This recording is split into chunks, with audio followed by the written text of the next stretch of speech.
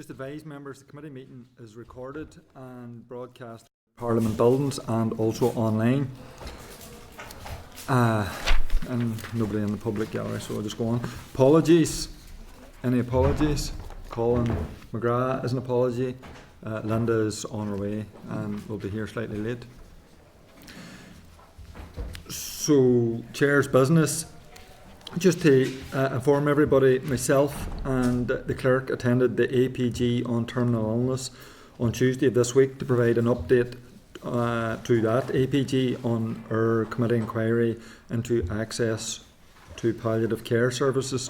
So the chair of the APG commended the committee for its work to date, particularly in relation to our consultation, and we have undertaken to provide a further update to the APG when the draft recommendations of our inquiry are known, and the APG is undertaken to support the committee's endeavour to have those recommendations implemented by the department. So that was good. Also let you know, we met with the SOAS group this week, so can I thank those members and support staff who were able to attend the meeting with SOAS on Tuesday to discuss their concerns about the South West Acute Hospital. Also, members, just to let you know that myself and the Deputy Chair, along with the Minister, visited the Acute Mental Health Inpatient Centre in Belfast yesterday to discuss the ongoing work required to the building and also our concerns as a committee around the proposed temporary potential rehousing of some of its patients. Just to let everybody know, because there have been a bit of to and fro on this, that the Minister and the Trust will attend the committee meeting next Thursday to brief on that particular issue. Yes, Dan? So it is good that you got to see the acute mental health building, but it is perhaps unusual that the committee wasn't informed of the visit and didn't have a chance to participate in the visit. And I would just like to know why that was the case. I do think it is very important, but since this is a matter of considerable public interest, it would have been very, very helpful if all of the committee could have been at the building, etc. And I would just like to know why. There may be very good reasons for it. I'm not, but I would like to know why. And I suppose really, since you've now seen the building, it would be good to get an update on the actual state of the building and inform us about your view and your perception. My information is that this is a building that will require significant repair and significant amounts of public funding to repair it.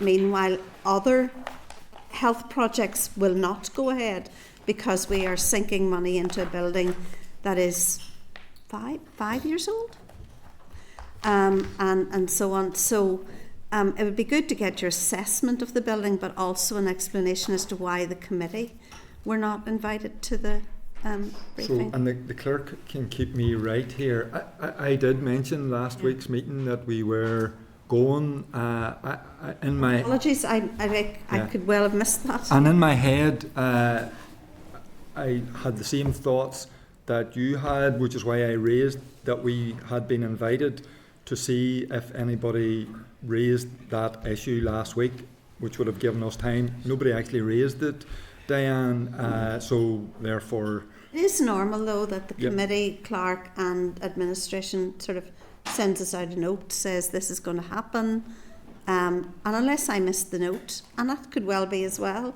I didn't know about it. No, I don't think there was a note, but I did definitely mention it last week that myself and the clerk and Danny were invited, and the purpose of me actually doing it was to trigger a conversation just to see if any other members felt that they wanted to go, because I think if anybody else had suggested they wanted to go, there would have been no issue with that.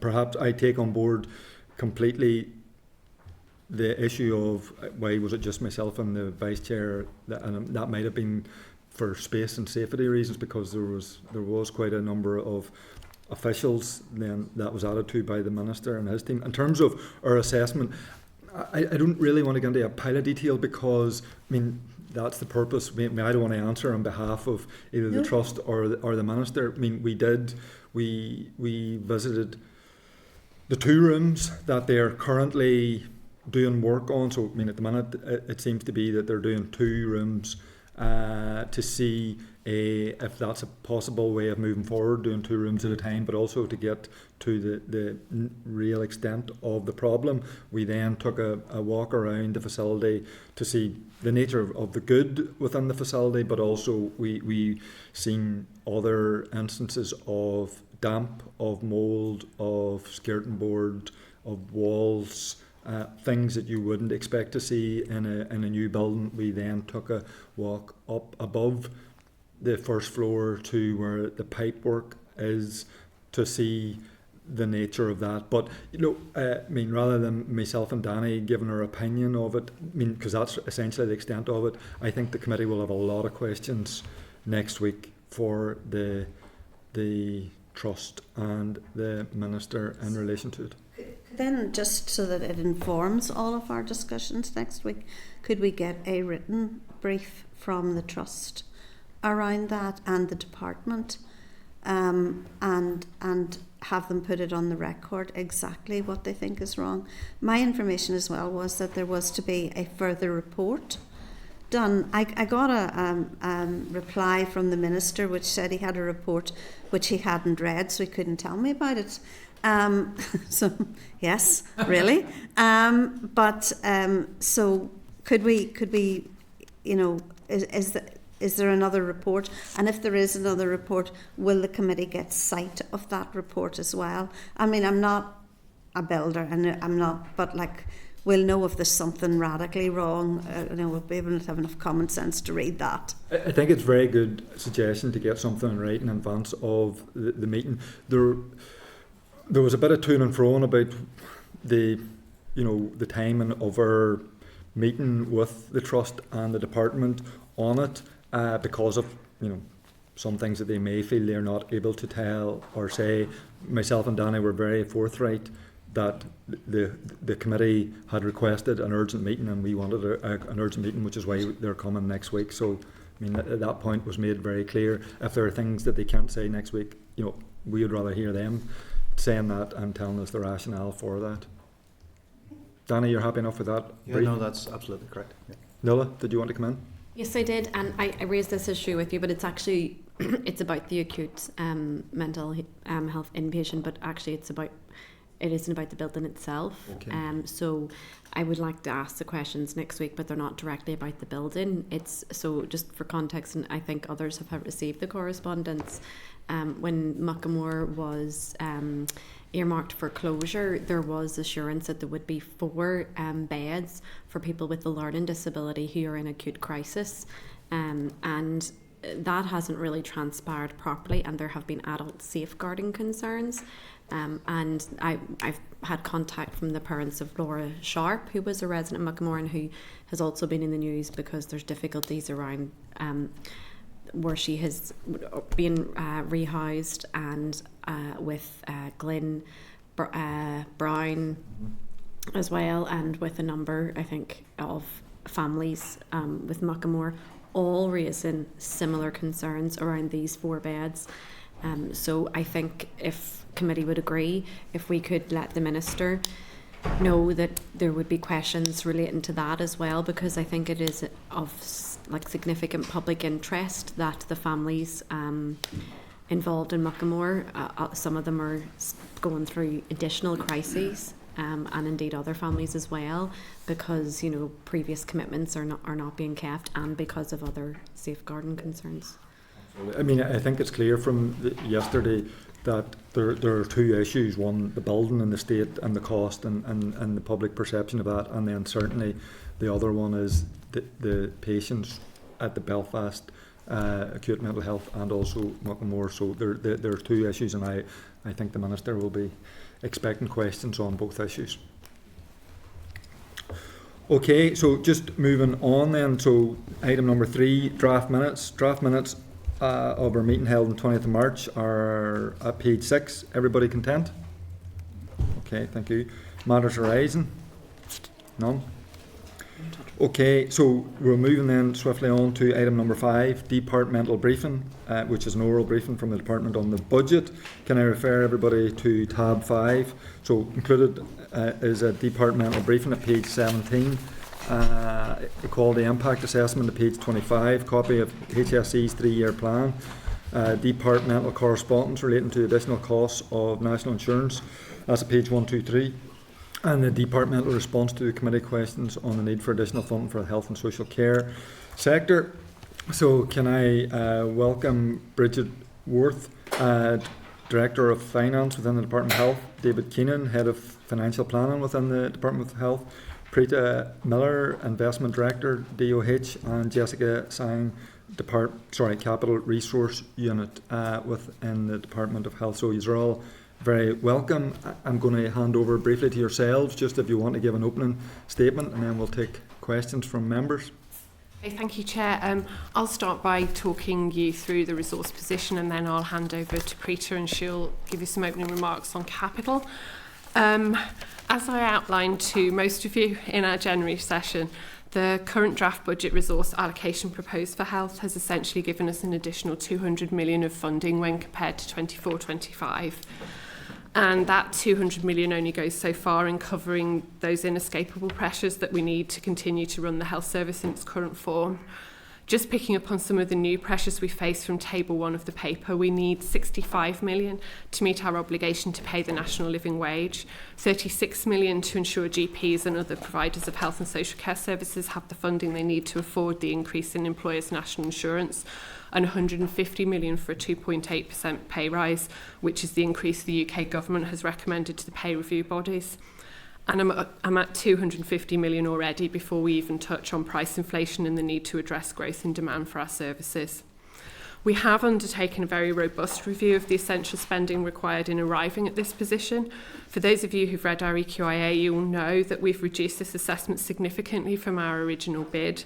And that's not without risk in itself, as we know the figure we've included here for growth in particular understates the amount that would be needed to fully address the shortfall in capacity that our services are facing. We were then still looking at a gap of just under 400 million as set out in Table 3. We will, of course, continue to look for savings to enable us to fund some of these pressures, but the capacity for real cash releasing savings is much reduced by the efforts we've made this year to deliver an unprecedented 200 million to bridge our 24-25 funding shortfall. Many of these were non-repeatable, meaning new measures will need to be delivered just to ensure that this level of savings is maintained. There is some further detail in this paper of the Trust's initial assessment of their position. We continue to engage with trusts about the extent to which they can manage the additional growth they're experiencing in the absence of sufficient funding. This will inevitably see waiting times lengthen, but we're looking to see how much of this can be managed without significant consequences given the funding isn't available. We're also looking again at the level of savings that can be delivered, again through taking greater levels of risk, or whether there are opportunities for working across organisations that can be leveraged. That work is ongoing. In the meantime, the paper gives you a sense of the sorts of things that are already being progressed to manage the pressure, the low and medium savings which are required to repeat the 180 odd million of trust savings last year and to build on that. It's important to remember that only around 2/3 of the savings delivered last year by trusts were recurrent in nature, so new savings have already been needed to get up to that 180 million. Beyond that, we are into some of the high impact and catastrophic measures that we talked about last year and which are again summarised in the paper. Those will need to be discussed further with the Minister before they're progressed, and so I should be very clear in saying that no decision has been taken to implement those high and catastrophic measures as of today. But although we are looking at how the gap can be closed further from the position outlined here, it's clear that it's not possible to fully close this size of a gap in a single financial year without significant consequences for the delivery of our existing services. So difficult choices will need to be made between service delivery and balancing the budget. I know you'll all have questions for me about whether we are investing more in certain services, but the reality is that this budget does not provide us with the funding that would be needed to make the kind of difference to our services that we would all like to see, or to enable us to increase investment in things like reducing our waiting lists or making progress on our key strategies. To end on a positive note, however, I am delighted that we've secured 61 million over the next 5 years to enable us to progress the rollout of multidisciplinary teams in primary care. So that is one strategy that we'll be progressing, and we'll be delivering improved services to cover to over 500,000 of our citizens who do not currently have access to those services. And I'll hand over to Preeta now to talk about capital. Thank you. So the department's proposed capital allocation for 25-26 that's set out in the draft budget is 391 million. To give you a bit of context, that compares to our current year budget, which is at about 399 million currently. So we're proposed to receive less than what we require to fund executive flagship and city deal projects, our contractual commitments, and the continued maintenance of our existing infrastructure, and what we require then to progress projects that are already in design and development. So while the draft budget will continue to support a significant capital investment programme, it doesn't give us the funding needed to progress new major capital investment. Our estimated backlog maintenance liability is now more than 1.4 billion, and without additional investment, the state of our estate continues to deteriorate. As set out in your briefing packs, around half the budget, so 185 million, is what we require to fund the flagship projects and contractual commitments. A further 160 million is required to maintain our existing infrastructure, and 47 million is required to progress the projects already in design and development. Our settlement falls a few million short of this. However, additional funding is also required then for essential new and replacement diagnostic equipment, mental health, primary and secondary care, new fire and ambulance stations, and several new IT projects. Overall, we're in a situation where demand for new investment outstrips the budget settlement for both capital and the associated revenue running costs, and exceeds capacity within estates teams. In these circumstances, we're undertaking a review to determine which projects can feasibly be progressed over the next few years. And with that, Bridget, David, Jessica and I are happy to take any questions that you have. Okay, thank you very much.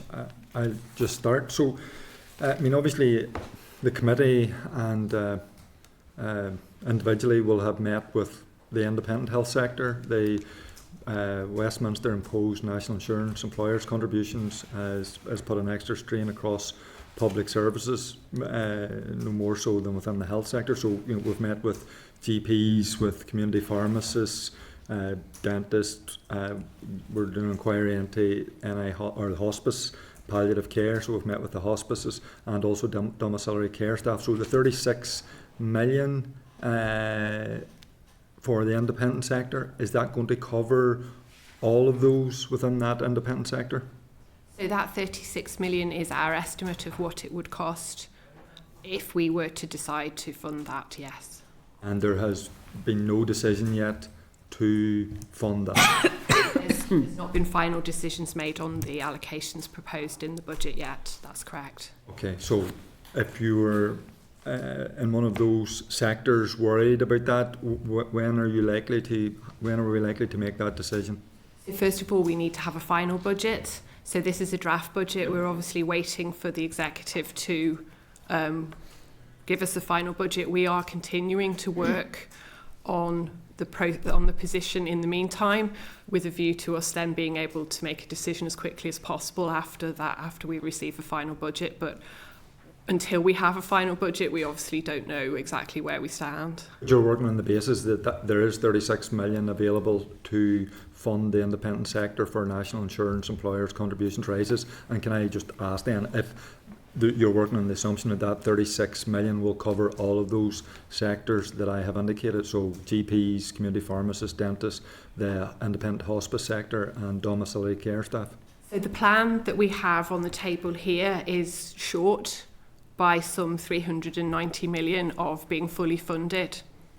That 36 million is part of that plan, but obviously that plan doesn't fully have funding behind it at this point in time. But that 36.5 million is our assessment of what it would cost to fund all of the pressures in all of those sectors. Those sectors are going to have these increases starting in April? I appreciate that. So, is there no definitive timeline for when that likely is going to be announced? As I say, we haven't got a final budget for the department from the executive as yet, and until that has been allocated, we're not in a position to make final decisions. I mean, I'm certainly disappointed to hear that there's no confirmation within. I mean, I accept what you're saying, but you have a draft budget. It would be nice for us as the committee to know exactly what's going to happen in terms of that draft budget moving forward, and certainly the independent health community are seeking imminent confirmation one way or the other. And again, we are continuing to work to see how we can close that gap, but we're in a situation where it's unlikely that we are going to have funding to fully close that gap without doing some significant cuts to services on the ground. And you'll appreciate the Minister's reluctant to take those decisions until he has a confirmed budgetary position. Okay. So in terms of the equality impact assessment and even the rural proofing of the draft budget, can I ask what came out of the equality impact assessment that is now changed and in the draft budget? So our equality impact assessment process is ongoing. I think it closes on the 9th of April. So when that process concludes, we'll obviously be able to review those responses and take account of those. So as yet, there haven't been any changes made as a result of that consultation process.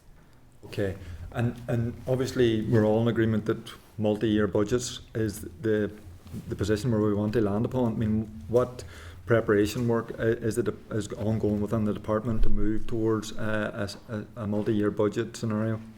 So we are expecting, I suppose, a multi-year budget for Northern Ireland, and in anticipation of that, we have started early preparation work on longer-term planning with a view to being in a position to put that forward in line with Department of Finance timetables.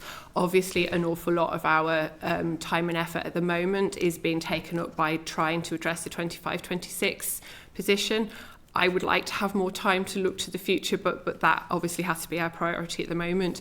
But once we have a signed off final budget, we'll be in a position to return again to the work that we started in the autumn around looking at longer term recovery planning. Okay, and just finally for me on the capital side, so I mean, we've obviously a finite budget, and we have also seen in recent times unexpected cost overruns with regard to a number of particularly hospital build projects. I mean, we were talking about it just in advance of you coming in. So can I ask, is there a consideration of that happening again within the current budget, and then probably more importantly, in terms of lessons learned and effective management to ensure that that doesn't happen? What consideration has been given? So as we head into next year, I think I'm just going to have a look at this table 4 of your packet, set out a list of projects that are already in design and development that we're saying we don't have enough to continue funding those. One of the reflections that's happened is around a lot of the attention that's been given to major capital projects in recent times, where we need to carefully consider how many major projects can be delivered at any given time and delivered effectively and on time. And I think part of what happens is a plan was developed a number of years ago pre-COVID, and at that time the plan cost about 3.3 billion was the estimated cost over a 10-year time frame. Whilst the suite of projects hasn't substantially changed, that plan would cost in excess of 5 billion now to deliver. And that is probably an unrealistic budget assumption for us if the current trajectory of funding were to continue. So we are looking at it in terms of where is the greatest impact on services, where there has been a change in standards of delivery of service as well, and there have been changes in building standards as well as healthcare standards. So for example, mental health units is one of those, where you had projects that were proposed at a point in time. After that, you got the mental health strategy that said you have to look at regional capacity and demand when you commission services. So that's something that's being looked at. The other thing that we have is underutilised estate or vacant estate that could potentially be repurposed and give you a solution that's more readily delivered in a shorter time frame with less cost and less estates resource going into it. So all of that is being looked at the minute. As I think I pointed out, a significant portion of the budget is tied up with contractual commitments. We are taking a really robust look now at what we can commit to delivering over the next few years. I think historically we've tried to do it over a 10-year time frame, but without the budgets behind it, that largely builds expectations, where if you're not able to deliver and standards evolve, you maybe need to look at a shorter time frame of 3 to 5 years and keep refreshing that. So that process is ongoing at the minute. Okay, thank you. I'm just going to go around the table then. Danny? Thank you, Chair.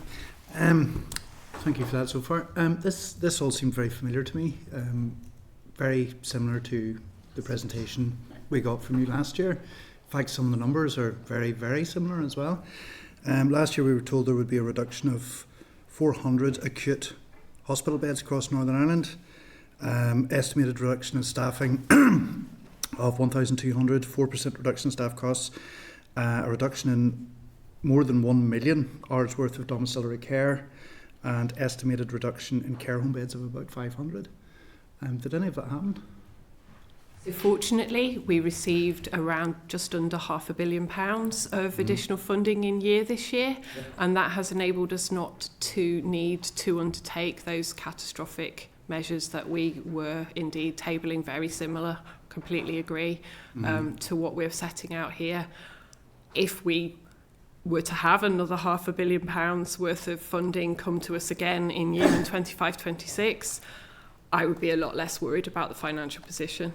But just to be clear, none of that happened. None of that happened. None of the catastrophic and high impact measures were necessary given the level of additional funding we received in year.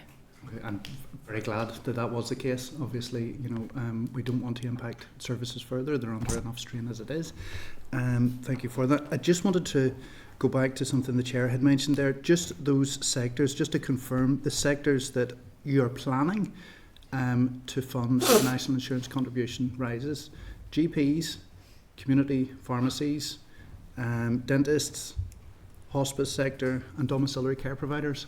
All of those sectors fall into that 36 million? That's correct. Yeah, okay, thank you. One of the things that jumped out at me was Encompass, £41 million for Encompass. This is, it's rolling over a couple of years. What year are we on for Encompass? Is that the revenue? Is that the capital, Preeta, perhaps? 41 million. I think it's...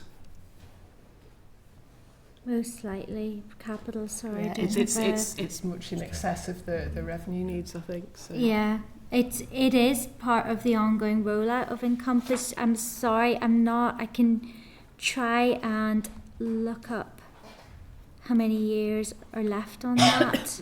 Okay. Rollout finishes this year, May, with the major trusts. So yes, I'm just going to quickly have a look at the profile for you. Sorry if you give me a second. Here we are. Okay.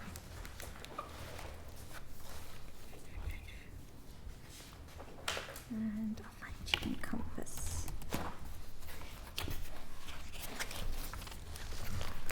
You want me to come back to that one? Yes, is that okay? I'll come back no to you problem. on that one. One other thing I wanted to ask, just within this, had there been any assessment of any cost of division or duplication within the budget spending for the health service? Sorry, can you be a bit more specific? Duplication? Any duplication of services, any cost of division savings that potentially could be made?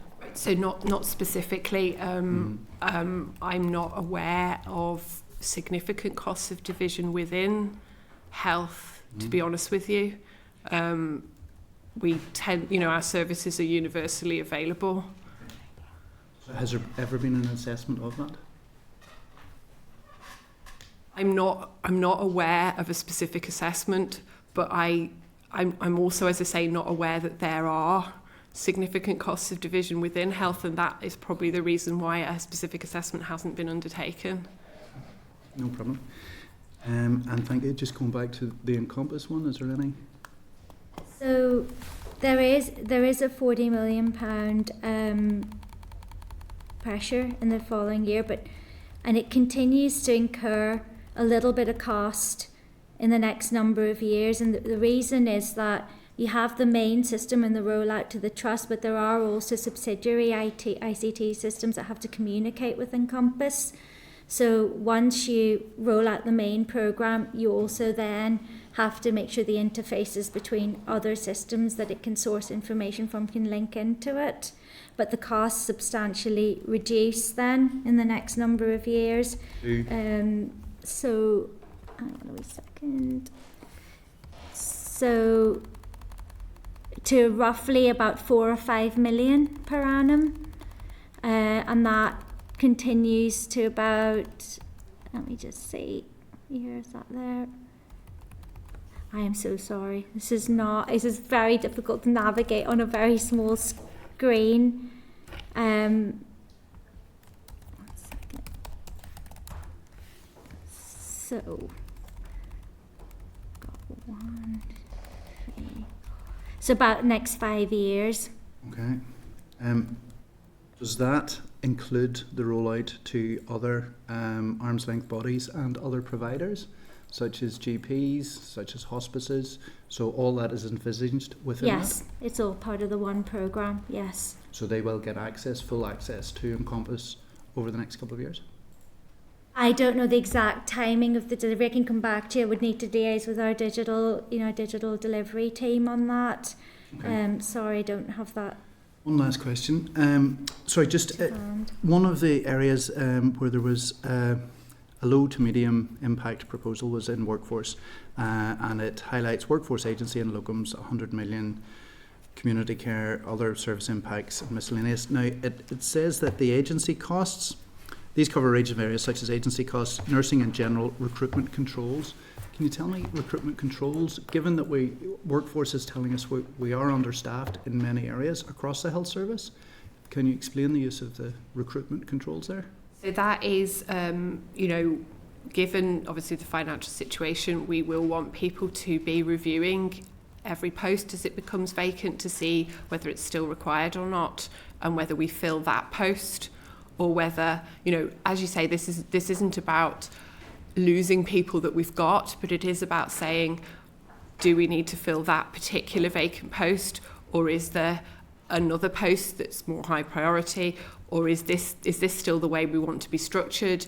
Is there a better way of doing a particular service? So it is effectively not just replacing like with like every time we have a vacancy. It's asking the question, is this still the right thing to do?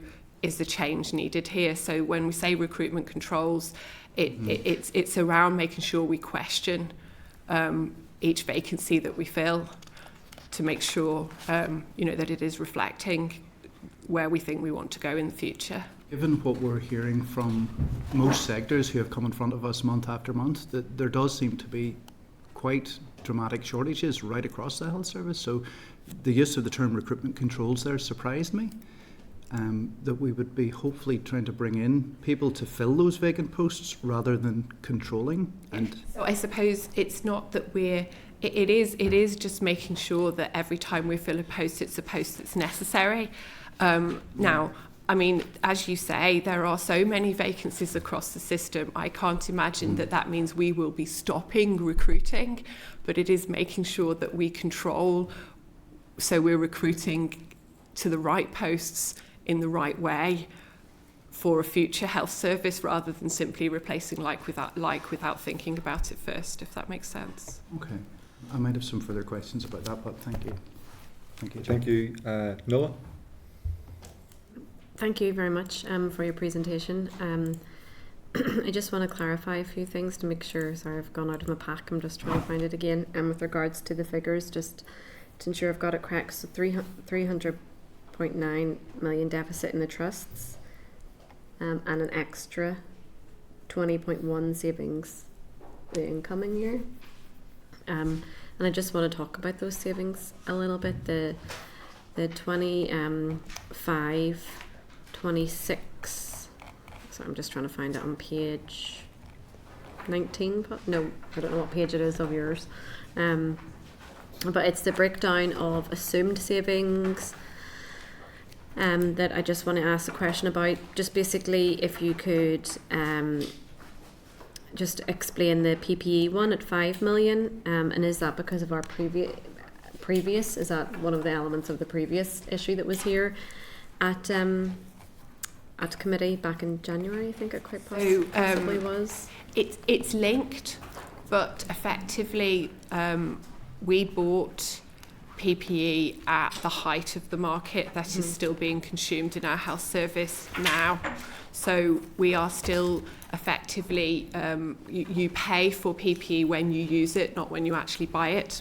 So we have been having to allocate additional funds to the trusts in all the years still since COVID to take account of those higher prices. So that 5 million is reflecting the fact that those prices are now coming down. So it's not necessarily reflecting a lower level of usage. We're still saying use as much PPE as is appropriate within the guidelines, but it's now costing us less money. So that 5 million is currently our estimate of what we think, how much less we're going to have to spend on PPE for that reason. Yeah, and that's what I thought it perhaps was, but I thought at our previous discussion we would need to purchase less because of the stockpile that we had, notwithstanding the fact that PPE comes in many different forms, etc., and you need different. But if we maybe could get another update as to whether there was an assessment of how that PPE usage before it goes out of date, because remember we had a long discussion about that. I don't need you to answer today, but it might be worthwhile if whether there has been an assessment of that. And there are ongoing assessments of that, so I don't expect that will be a problem. I obviously don't have it to hand, but in terms of the low medium savings 25-26, the miscellaneous and corporate 66.9, I wonder if we could explore what exactly that means. And also I know it says technical adjustments, but it also says review of services to identify efficiencies. So it's not an efficiency, it's just looking at efficiencies. I'm struggling to just get my head around that bit. And the absence reductions leading to lower backfill costs. Does that come under the miscellaneous corporate? But I just want that kind of area explored a little bit as to what that means. Okay, I'll start with the last one first. So the absence reductions, obviously at the moment, if we have people off sick, you are in a position where you need to bring in usually an agency worker or a bank worker to cover that absence. So that effectively means you're paying twice for that shift. So obviously if we can support people back into work quicker, that's not only better for them that they're able to, be accommodated to return to work, but it also helps us to save on those backfill costs. So that's the absence management piece. Review of services to identify efficiencies, that might just be clumsy wording, because effectively what we're saying is we're going to go and look for efficiencies and deliver them. And there's a few examples around things like, the way we deliver domiciliary care, can that be done through telecare or care line rather than through visits where that's appropriate? Looking at where logistics around domiciliary care shifts, if you can work out people's visits so that they're spending less time travelling between visits, you can have a more efficient service because they're spending more time with clients rather than travelling. So that sort of thing. On the corporate services then, this is, I suppose, a bit of a catch-all for things like, let's bear down on our discretionary spend, staff travel, things like that. Invest to save type projects around energy efficiency, and just simply looking at expenditure that can be deferred into the future, whilst recognising that has consequences. Just sort of saying, well, let's push some of that expenditure out to the future. Often things like maintenance where it's not essential to health and safety, okay, it would be a good idea to do it, but actually we don't have the money, so we push Does that that come out under into the future. resource or capital? So this would be, so some maintenance will be capital where it's more major, but this obviously where we're looking to save resource funding will be resource type maintenance. Okay. So less, more minor maintenance would be resource, major maintenance would be capital.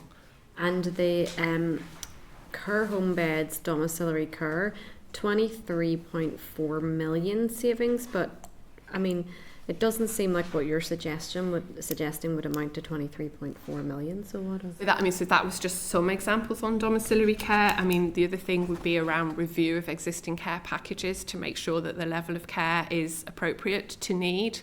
So, and I suppose rigorously challenging when we're providing new care packages again to make sure that they're in line with need, and identifying opportunities for where provision can be reduced where that's appropriate. And whenever you task the trusts to come up with savings, and each year I tried to find last year's budget for the exact figures, but to read the same regarding the high and catastrophic measures in and around the same figures, I don't have them off the top of my head right here for this year and last year, if they're exactly the same. Would you expect them to be bigger this year because of need, but also at the same time I'm thinking, why aren't they lower if you received an additional amount too? So what I'm saying is, it just seems like if you're going to give the same figure as to what the high level measures to be saved, what the high level kind of catastrophic impact that they would have, is there an actual analysis, or is it just a scare tactic of this is what it's going to look like? Because we never ever get into discussion at health committee with yourselves, with trusts, because we don't want to go there, we don't want to go what it would look like. And I respect that every department has to put forward and pitch for what they need, and I respect that each department didn't get what they need, but if the figures are similar and the consequences are similar, but yet there was an additional 500 million, why are we not ever seeing any change? I mean, what is going on? What's being handled, or what is being done that is just having this negative impact rather than like better outcomes? I just don't understand how we can just keep achieving the same kind of downward spiral rather than anything better. So our big challenge is costs rise, and the extent to which costs rise every year. So yes, we got an extra $500 million last year, but we spent 320 million of that on a decent pay rise for our staff. So that has to be paid for again in 25-26, and then you have the estimate of a pay rise for staff in 25-26 on top of that. It's 380? 320 million 320. roughly for last year, and we're forecasting another 150 million for this year. We've obviously got national living wage has gone up by 6.7%. That's 65 million. So it is really those cost increases that are eating in, not just to the amounts we were allocated last year, but we've only got another 200 million this year to cover 25-26 pay and price inflation issues, and 200 million isn't enough. It's somewhere between 2 and 3%.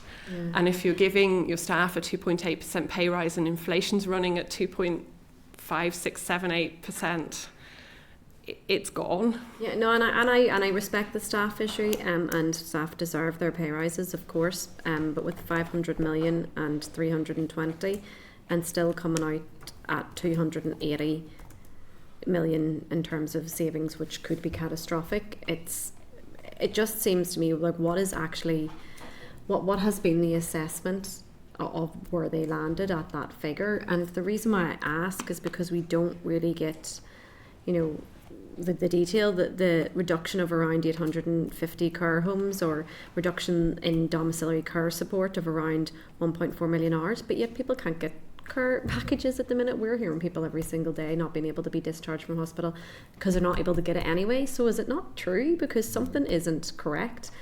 how can you reduce what you like? They're saying we'll have to reduce that. Like, you're not delivering it anyway on a large scale. Like, loads of people are still without it. Yes, there are a large number of people that are getting it, but I'm just, because we do not get the assessments that SPPG ask for or get themselves, we have to trust what's down in front of us, and what's down in front of us looks like headline scare tactics rather than, you know, an actual assessment. And I appreciate that not all of us will be from a financial background, but we have to work with what we're given on a page in front of us. And I think that perhaps even in an informal session, perhaps with the committee, we could delve into a bit more detail around those issues.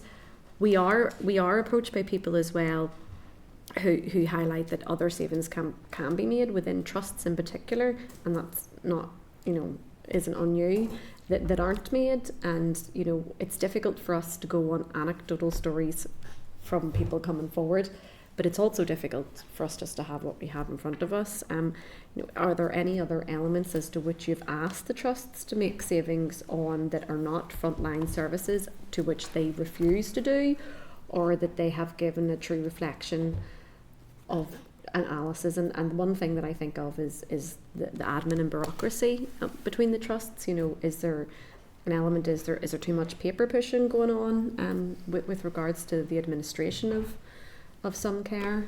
I'm struggling to understand it all when we have very little in front of us, and maybe it is to do with another informal meeting of the committee where we can find out more detail.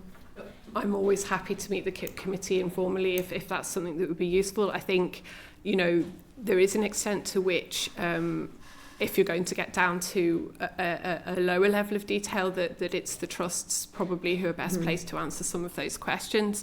I mean, the department has given trusts a financial envelope. You're right that the number that we've given trusts to work to is deliberately actually identical to the number last year, because we have basically said to trusts, you know, you had this £196 million deficit last year. Our opening position in asking you to do a financial plan is that you tell us how you would manage that deficit that you had last year.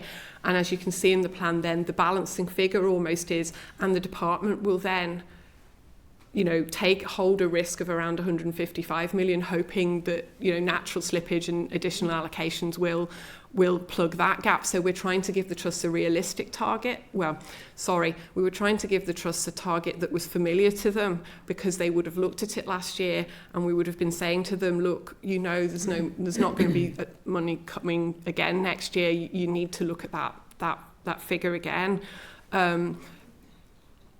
So yes, there is a conscious reason why the number looks the same. And I've kind of lost my train of thought a bit there, but I think, yes, as you say, that the work is still ongoing in terms of how much smaller that 280 million can become.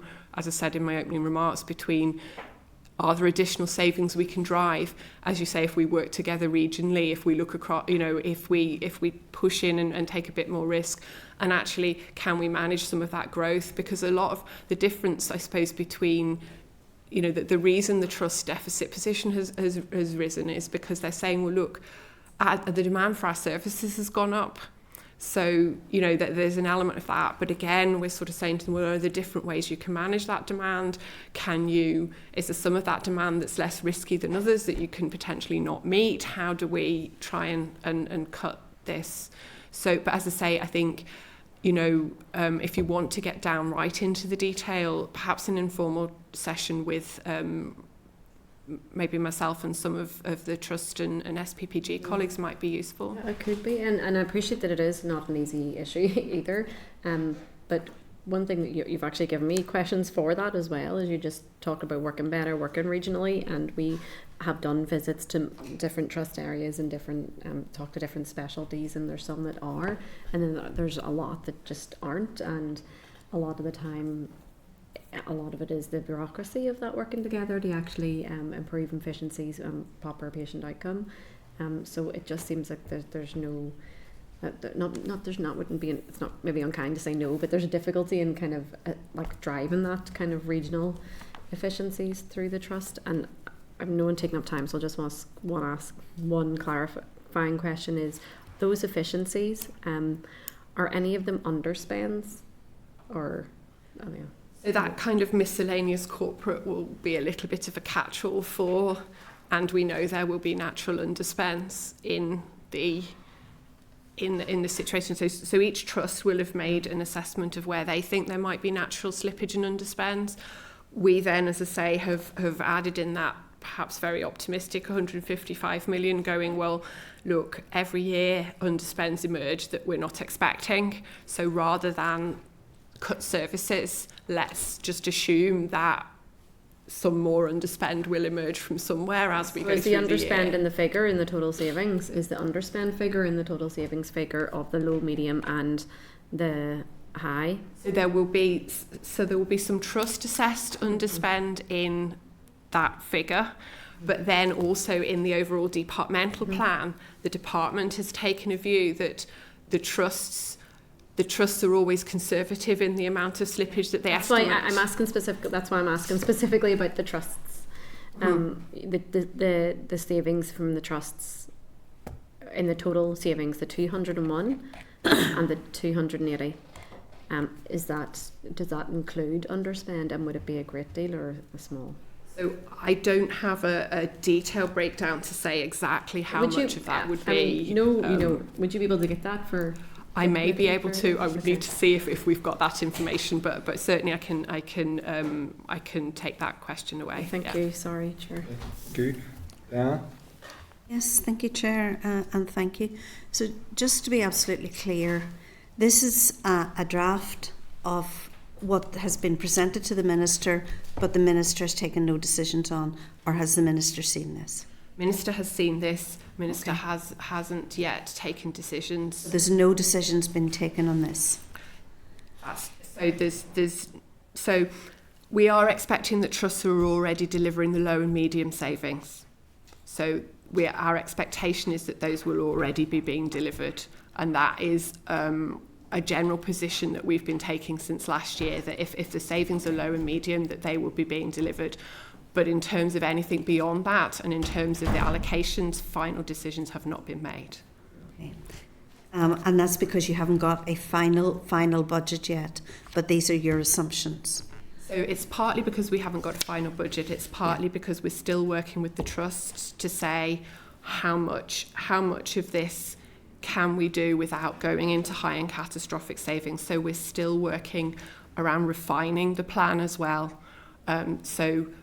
But until we have a final budget, we can't have a final plan. This is really a set of assumptions, as opposed to anything else.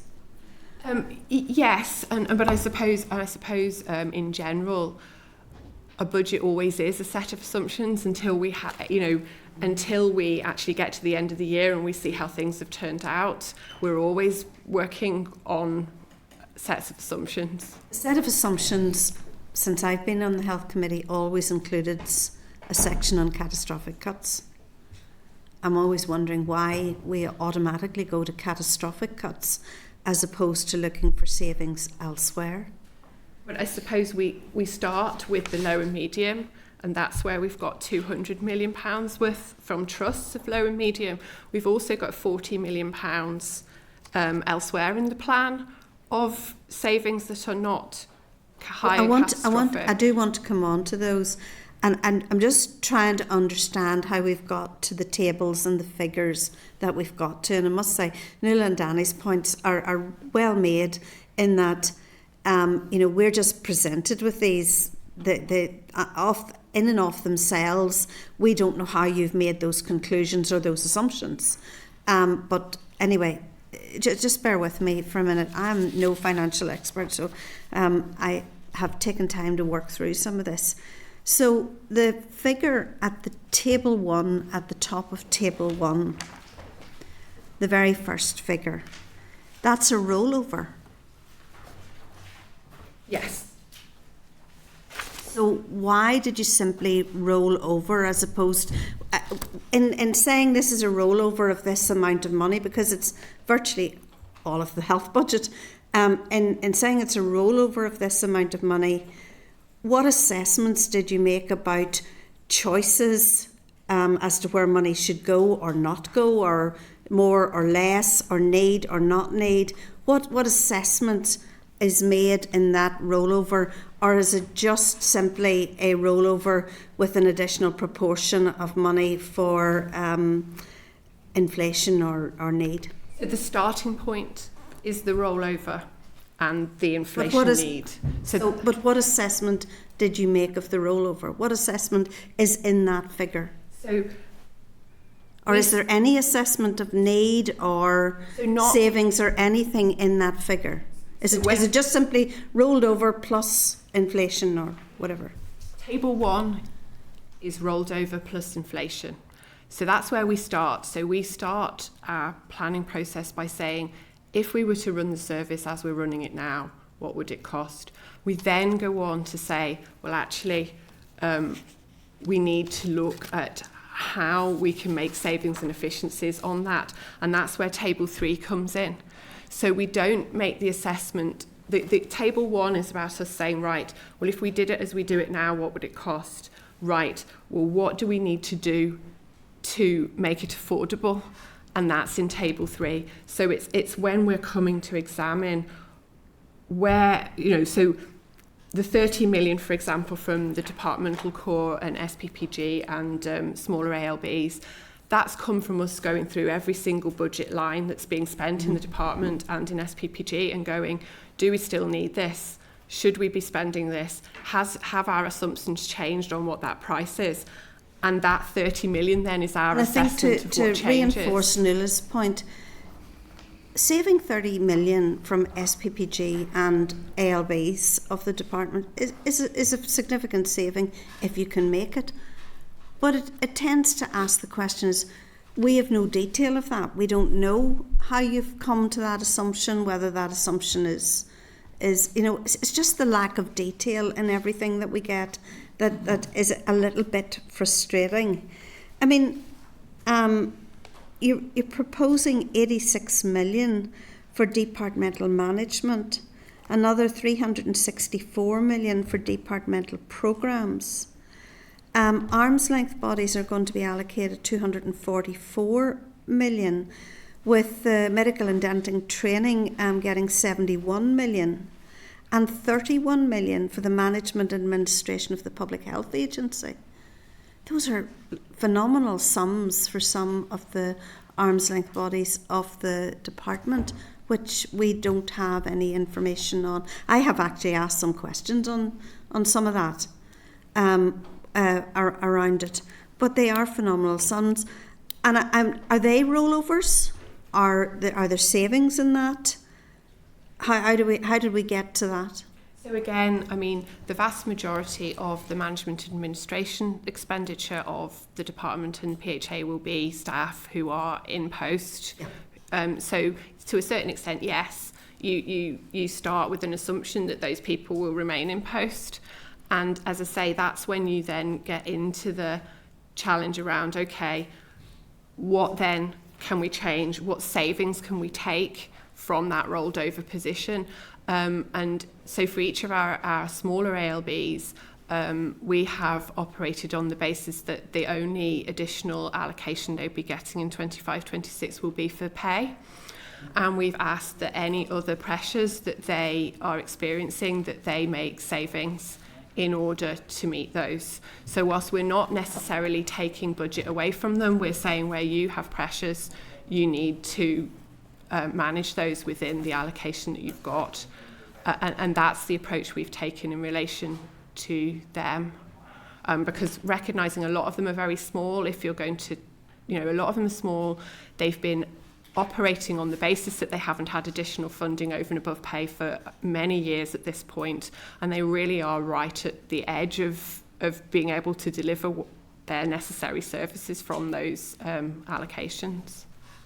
Okay, can I just ask, do you have a sense of what the 12 million odd for the PHA to deliver research and development critical to maintaining existing services is? So, well, I know it's the resource. I mean, you probably know more on the capital side. Yeah. Do you want? It's basically they have ongoing research and development. It's largely funding the people that are doing the research into it. When you get research and development under the accounting rules, you can capitalise that cost. Yeah. But we are underfunded, so at the moment research and development in Northern Ireland is underfunded by a factor of about 3 compared to what it is funded nationally. That is very essential to clinical outcomes, to looking at... No, I just wanted to know, but this says specific to existing services in the brief. I just wanted to know what that was, why it was critical to existing services, because it's additional money, and why you needed that. So it is, we put it in there. Or maybe just, it's unfair to ask you out of the blue. No, it's because if you can send a note in, it's fine as well. It's because it does fund ongoing staff costs. It is funding salaries of people who work on clinical research. So unless you get rid of those people, you keep funding their salaries, but it's counterintuitive really to fund that to a lower extent, because we're already underfunded when we compare it nationally. So it's really is medical research that it's funding. I don't know if you know anything. I don't, but I mean, certainly we can take that back and that'd be back very to helpful. it. Thank you. Can I just ask then, on the capital side, I mean, this committee has been exploring issues around capital and money being, frittered away in terms of capital on new builds that can't be used, on a children's hospital that's more than doubled in price from its original. And I understand the point you made about the length of time, and that's what happens when you make a proposal and it isn't followed through on. I get that. But also the acute mental health building, the millions that it's now going to take to put those new builds right, where does that come from in the capital budget? So it is. Can you point me to the line that it's in the budget? Those millions that we're looking for now. For example, for the maternity build, it is in the flagship line, which would be on your first table there. You see, or in table 2, you have a breakdown of the maternity, the children's and the learning and development centre. So that's where you would see that. So, but again, it's not clear from the information we have on the table whether that's for the repairs to the building, or for ongoing work to the building, or for money that just hasn't been handed over in relation to the building. We don't know any of that information from what we have here. So that is for the maternity hospital. It is, what they require now to put, it's not an assessment of the remediation, which I know they're still doing. The water testing is still ongoing. So it'll be over and above that? I don't know until the solution and if is it's over and identified, above that, where does it come from? It would then so be... which of those will not go ahead or not go ahead in an appropriate manner in order to pay for the remediation in the buildings in the Belfast Trust that are now public property and have to be paid for to make usable? Where is the line that tells me where that money's coming from? So either there has to be, it is subject to a bid that's made, or in-year slippage and easements that would have to be diverted to fund that, or the trust will make an assessment to potentially, if it's critical and it's critical maintenance costs, it may come out, if they're critical maintenance part over and above something else, so they will make a relative assessment. So until we know what the solution is, and we don't know yet, and I know that the trust is up with the estates teams in a couple of weeks on that, because I know that they will get to a point where they may know better by then. We don't know how much it's going to cost at the moment. So there's no line in this budget that tells us how much this is going to cost, or even potentially, there's no assumption made in this budget on these overruns.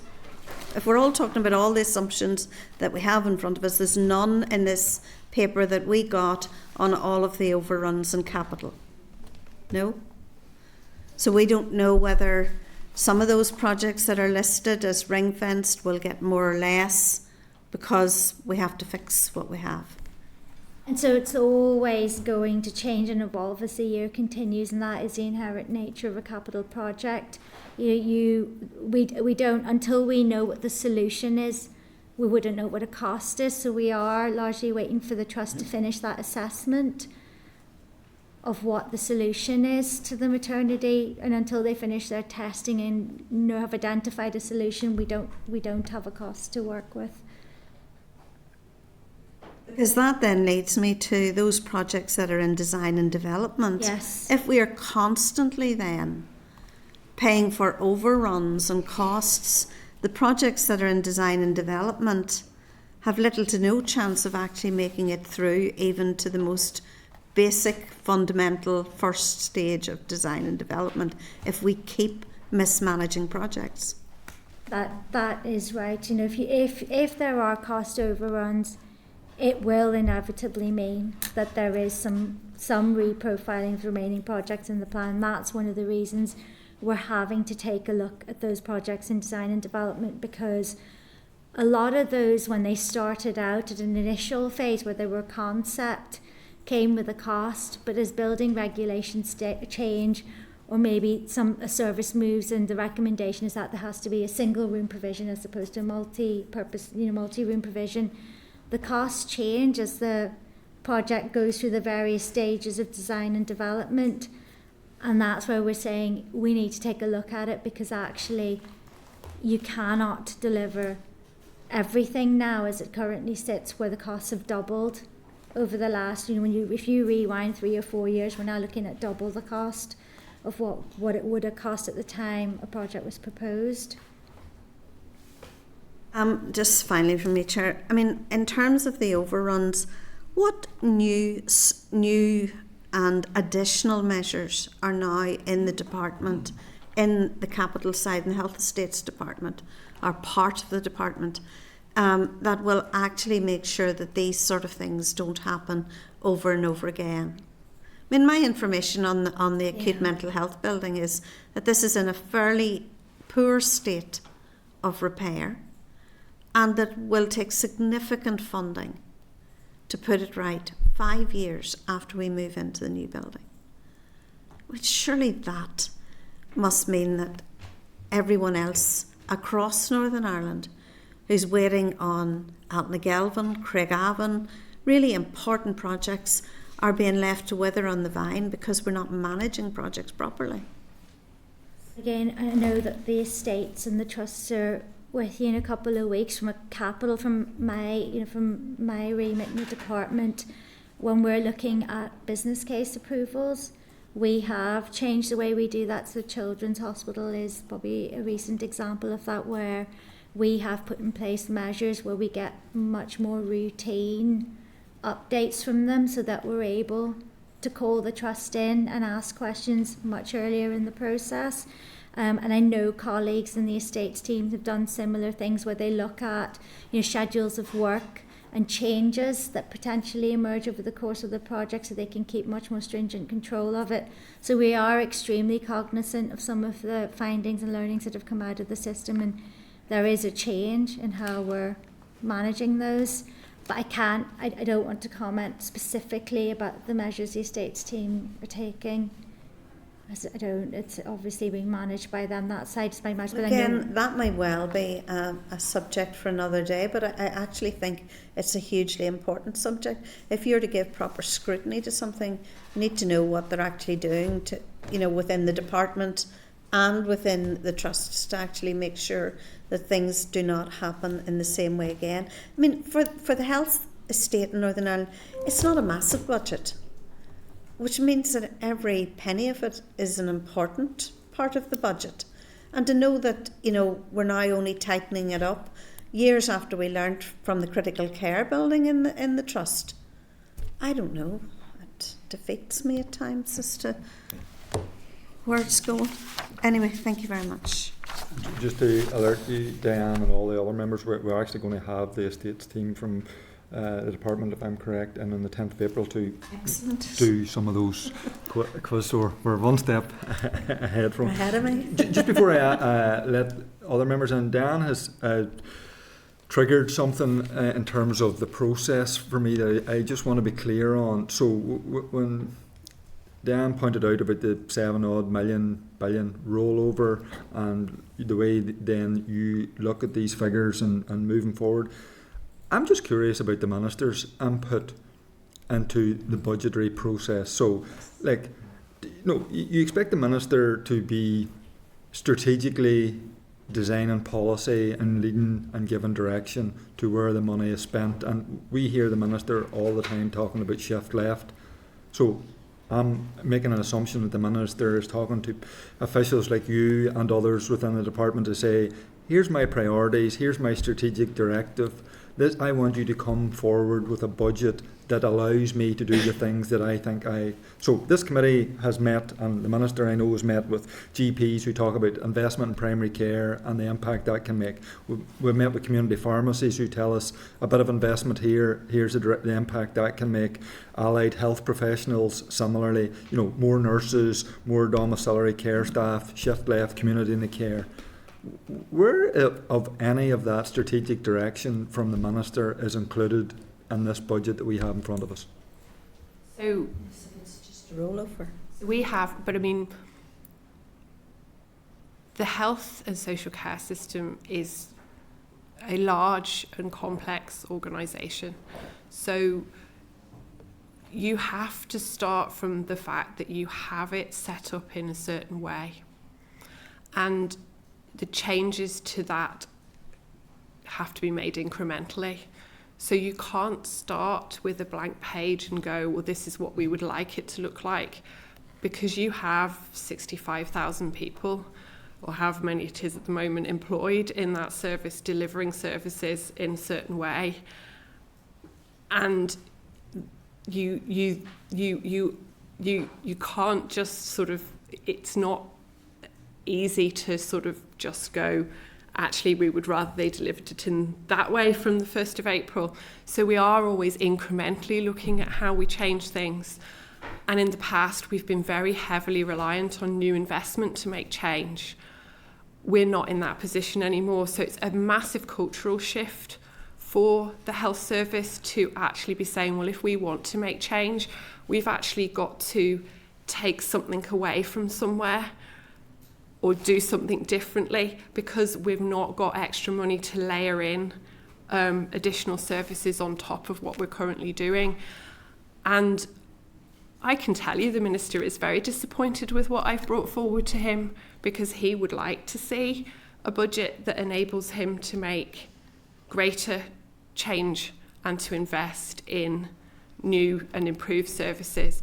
But unfortunately, when we look at the additional investment it's going to take to continue to pay our staff, to continue to run our services, to meet our statutory obligations to national living wage.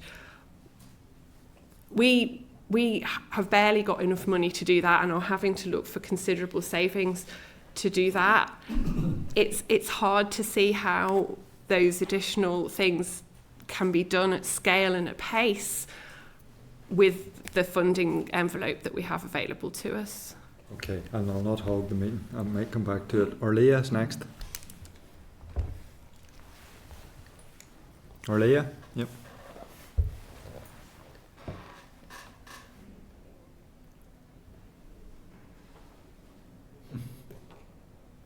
Ken Broad, that's you now. Yes, thanks very much. And thank you, Prita and Bridget, for all of your answers so far.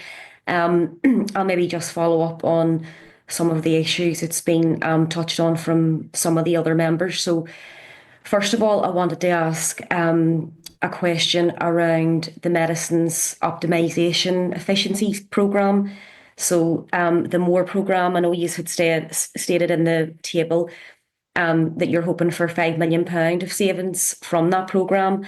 And it says that it was established back in April 2016.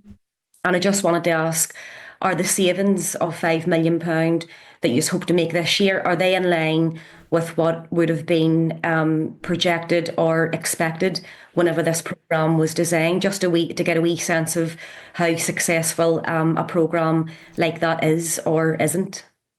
So I don't think when it was initially set up in 2016 that projections were made as far forward as this, but it has certainly been delivering considerable savings over the period of time it's been in place since 2016. 5 million is actually a very modest target compared to what it has been able to deliver in previous years. I think last year we had a target of 25 million. Now, I think they have fallen slightly short of that, and next year's target reflects the fact that there's a bit of a catch-up to do on where we're expecting that 25 million to be in 24-25. And certainly we are looking again to see, can that 5 million be increased? But I suppose the low-hanging fruit is gone because that programme has been operating for quite some time. The low-hanging fruit is gone, and it's now starting to have to get into more difficult areas to continue to drive savings.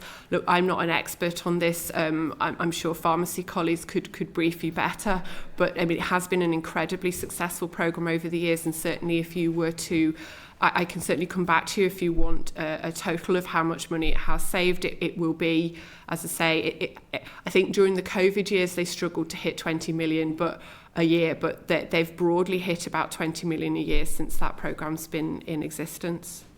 Okay, and that would be useful, Bridget, even in terms of if you have any more detail around why it might be becoming more difficult. I know you were saying obviously the low-hanging fruit has been covered, but even if you could clarify for the committee so we have more of an understanding, if what is the difficulties, in terms of trying to maximise those savings, that would be great, just to so I can just be a bit clearer on that specific issue. And then just to go back to the low and medium savings, Nuala had touched on the absence reductions, and I just wanted to ask, so do you have an assessment of how much absences in the NHS is costing the department at the moment, and what specifically in this financial year are you hoping to save through hopefully resolving some of that?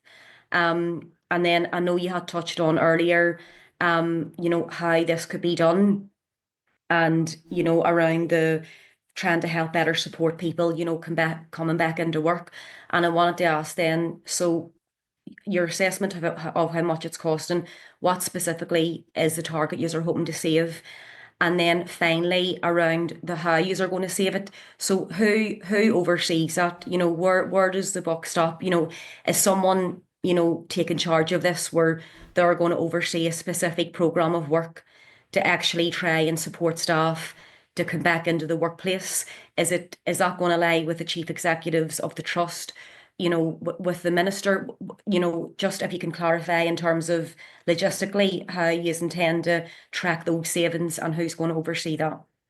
Okay, so the trust will be given an overarching savings target, and they will then be expected to deliver within that. Now, we give them flexibility, so we won't be prescriptive as to exactly what areas those need to be delivered from, although we will expect, if they're going outside of those parameters of low and medium impact, that they would be consulting with us again before doing that. So if they find during the year that one savings delivery programme isn't delivering perhaps as well as they would have wanted, we expect that they will accelerate work in another area to make up for that.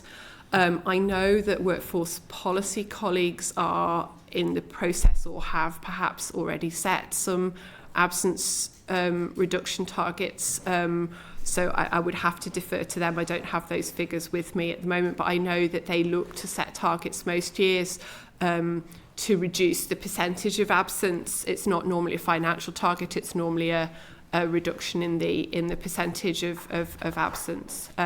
So yes, the emphasis will be very much on the trust to deliver those savings. Okay, and I'm really sorry, my baby has just charged through the door here. I'm looking out for my babysitter. Sorry if there's some background noise.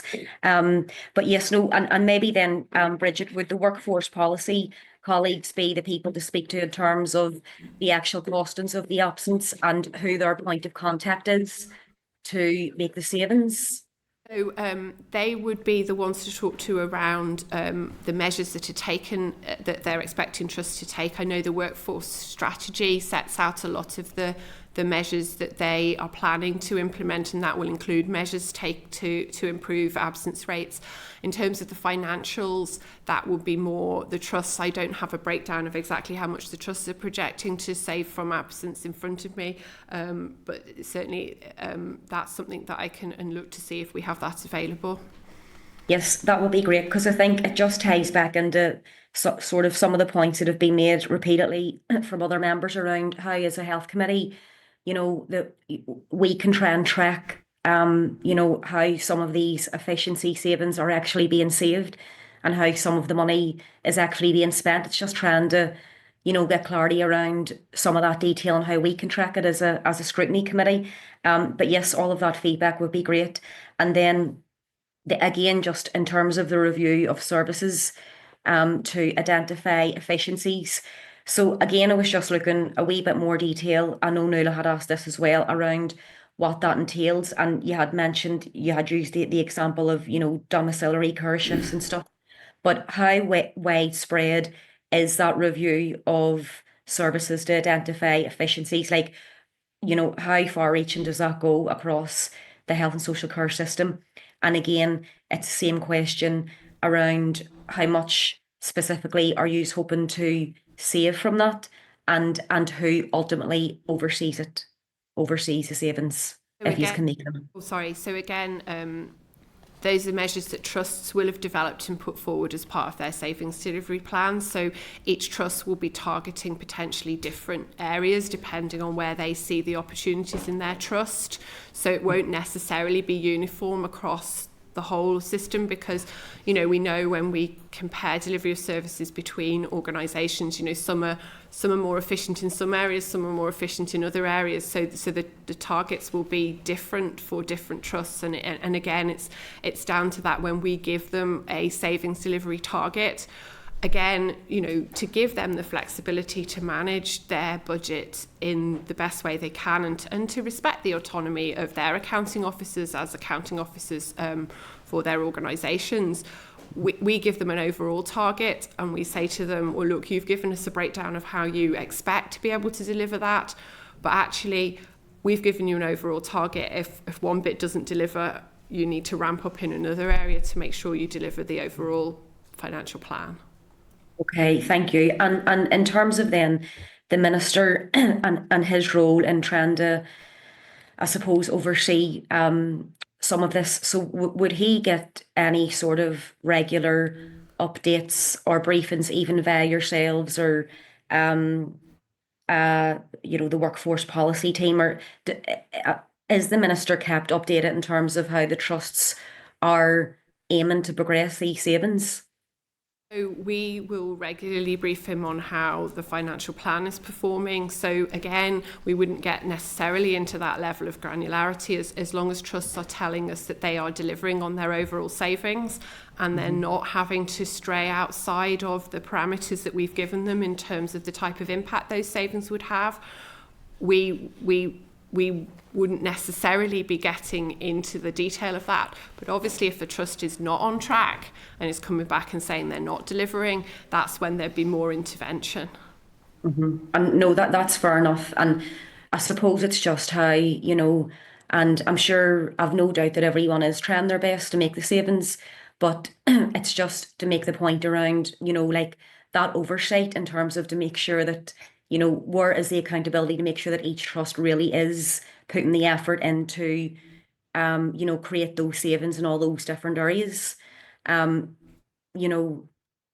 really the point that I'm trying to make. So I know that you, and respect obviously your structures that you are working to, and you have to put your faith in the trusts to try their best to make the savings, but it's just around, having that sort of reassurance that X amount of people are going away to try their best to make the savings on the absence, make the savings on, all those other measures. But no, I appreciate that feedback. My final question is to Prita, and it's again just to go back to the design and development projects. So I know you touched on some of that with Diane just there, and you have mentioned then there is a long list of those projects that obviously you don't have the funds, to carry through with them all. So you have mentioned then that you are doing the review to prioritise projects, and then you have mentioned that's over the next 3 years. So my question was specifically around the mother and baby unit. The minister touched on this when he was at the committee previously around trying to ensure that the work commences on this, and he had says within this financial year. So I know that it's included within that table at £930,000 for the design and development. And I really just wanted to ask then, even at this stage, can you give us any confirmation that the work on this project will commence within this financial year? Or is this then going into this review process? How long might that take, Prita, if you have that information? And when could we get any sense of an actual timeline if this is to be taken forward? Then could we get a timeline in terms of next steps around the design and development, and when some of that might take shape? So currently on that particular one, the trust is working on that business case. So we haven't had a formal submission of it yet, but I know that they are developing it. In terms of it going into the process, yes, it is one of the projects that has to be considered. That what you have there is the full list of the ones that would be considered at the first review group. We are hoping to do that firstly in mid-April and then at the end of April, so with quite a tight turnaround, because we know that these are projects already in design and development and we need some decisions on them very quickly. It's already been reviewed. We've had our commissioners look at it. We've had estates comment on the state of the current estates. It doesn't apply to the mother and baby unit, which will be a new one. But it will go into that mix. And so I can't give you the exact answer now, but we're wanting to do this very quickly in the next 2 months to have to concluded the process.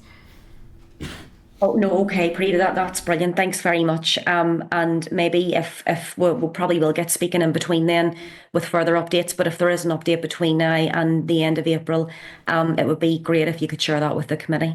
Thanks very much. Thank you. Okay, and we're disappointed we didn't get to see Torrin or a viral moment at the committee meeting earlier. You didn't see him, but you could hear him. Linda. Thank you. And the advantage of being one of the last people to speak means that everybody has covered nearly everything you were going to ask, which is not a disadvantage, believe it or not. But just following on actually from a few of the points that have been made. So I know, Bridget, you had said about what your starting point is and what do we do to make it more affordable. I'm a wee bit concerned about that language. I don't want us to do what we have to do to make it more affordable. I want us to work out how do we do it better, and is there any review that's happening to make sure that we're doing it better. And what I've sort of picked up from the questions that have been asked by the chair, by other members, including early in our last questions, was around the accountability of the minister around this, because you see at the end of the day, and I've just come from Policing Board Resources Committee, not that you are probably sick listening about the Policing Board, but it always raises questions for the Health Committee in my head, because there is somebody accountable for everything, and we can't say we give the money to the trusts and we hope for the best. It's not good enough. I want to know, how are we holding them to account? How are we making sure that they are spent? And where's the leadership? Where's the leadership that the chair talked about on the shift left? Because I understand what you're saying about doing it incrementally. I get that. But we have to be doing something. And if somebody is not looking at how we do it, we're never doing it in this budget. And I think just the point that needs to be made, the minister invited Bengoa to come here before Christmas, and he came. I think it was before Christmas, I can't even remember. And he said if we continue to do things the way we're doing, the health will swallow the entire budget in 15 years. We're into the next year of that now, so that's 14 years. I'm really, really concerned at us continuing to talk about needing more money and not looking at how we're doing things. So I'm going to ask a quick question in relation to that as well. Procurement. So we have, over the last wee while, been looking at education services and how they procure, and it's not done well, believe you me. There are middlemen being paid for nothing. Literally for getting the same people that you could get as a school to do something for a quarter of the price. And I want some reassurance that's not happening in health, and I'm a bit worried that it is, because I've heard there's similar kind of things where a light fitting that you could get in home base for £30, it's costing maybe £150 because of how the procurement of things like that work. So can I get some reassurance around that first, I suppose? So, I mean, I'm not over procurement in the health service, so it's not an assurance I can personally give you. You know, we do have a centralised, specialised procurement team in health, in the business services organisation, their procurement and logistics service, and you know, the main objective is to make sure that we are buying our things and leveraging the buying power that health has through its sheer size in ensuring that we are making the most of what we can from procurement. So, you know, that I think is a strength of the way that we procure, and they've done an awful lot of work over the years looking at how procurement savings can be leveraged. We've got an ongoing project with the GIRF team at the moment looking at how we procure surgical equipment. They're doing a pilot into that where we're looking to see where you know, there's variation in what equipment's used for the same operations across the trusts, and we're looking at the price differentials and the outcomes, and sort of basically looking to say, well, actually, is the slightly cheaper version delivering outcomes that are as good as the more expensive version? And if that's the case, well, then that's the version that we should be buying. And so that's the kind of work that is ongoing in the procurement side. So that gives me a bit of confidence, to be honest, because that's the kind of thing I'm talking about, is how are we looking at how we're doing things better? And I am concerned about it. I think what the chair has outlined, I think our informal session is actually going to be really important, because we need to delve into this. We need to find out, and I think we need to have the information that the trusts have at that meeting brought to us. But I'm not asking for every trust to come here, but the trusts have to be giving you that information. It's not good enough to say we give them the money. I understand they have autonomy in how they run their business, but they have accountability as well. So whilst they can spend it how they wish, when it comes back to you, how are the department looking at it to say, why can this trust do it in this way that costs so much less than that trust is doing it in that way that costs? What is happening here? What's going on? And just looking at how we do things better. I somebody has to be accountable, even around the absence issue, and I understand that that's workforce strategy, but we need to understand the cost of that. We do need to understand, because there's potential savings there as well as obviously looking after the staff. But when we talk about workforce within PSNI, we ask what is the cost of people being off, and how are we bringing down that cost? But equally, how are we looking after people to ensure we bring down that cost? So there are two elements to it, I understand, but the cost element is important, because we need to know, are there better ways of doing things, you know, in terms of staff and getting the best out of our staff, and then what savings that might have for the department as a whole, and how you can reinvest it. So I think we need to get a better understanding of that. We're not going to get that today. I don't want to take up the meeting with it, to be honest. I think it is important that we get the informal meeting, but we need the information from the trust for that informal meeting, because otherwise we're going to be having a similar conversation to what we've had here today. Okay, thanks, Linda. Alan? Thanks, Chair. Just a couple of short questions at this later. We're all aware that the Health Minister had asked the Finance Minister to write to Treasury expressing his concerns regarding the National Insurance contributions impacts on third parties. Now, I may have missed it, but what has been the response to that? And I assume is the case that ship has absolutely sailed now, and all hope in that regard is now lost? So I understand the former Finance Minister did write to the Chief Secretary of the Treasury, I think that was done, before Mr. O'Dowd took over that portfolio.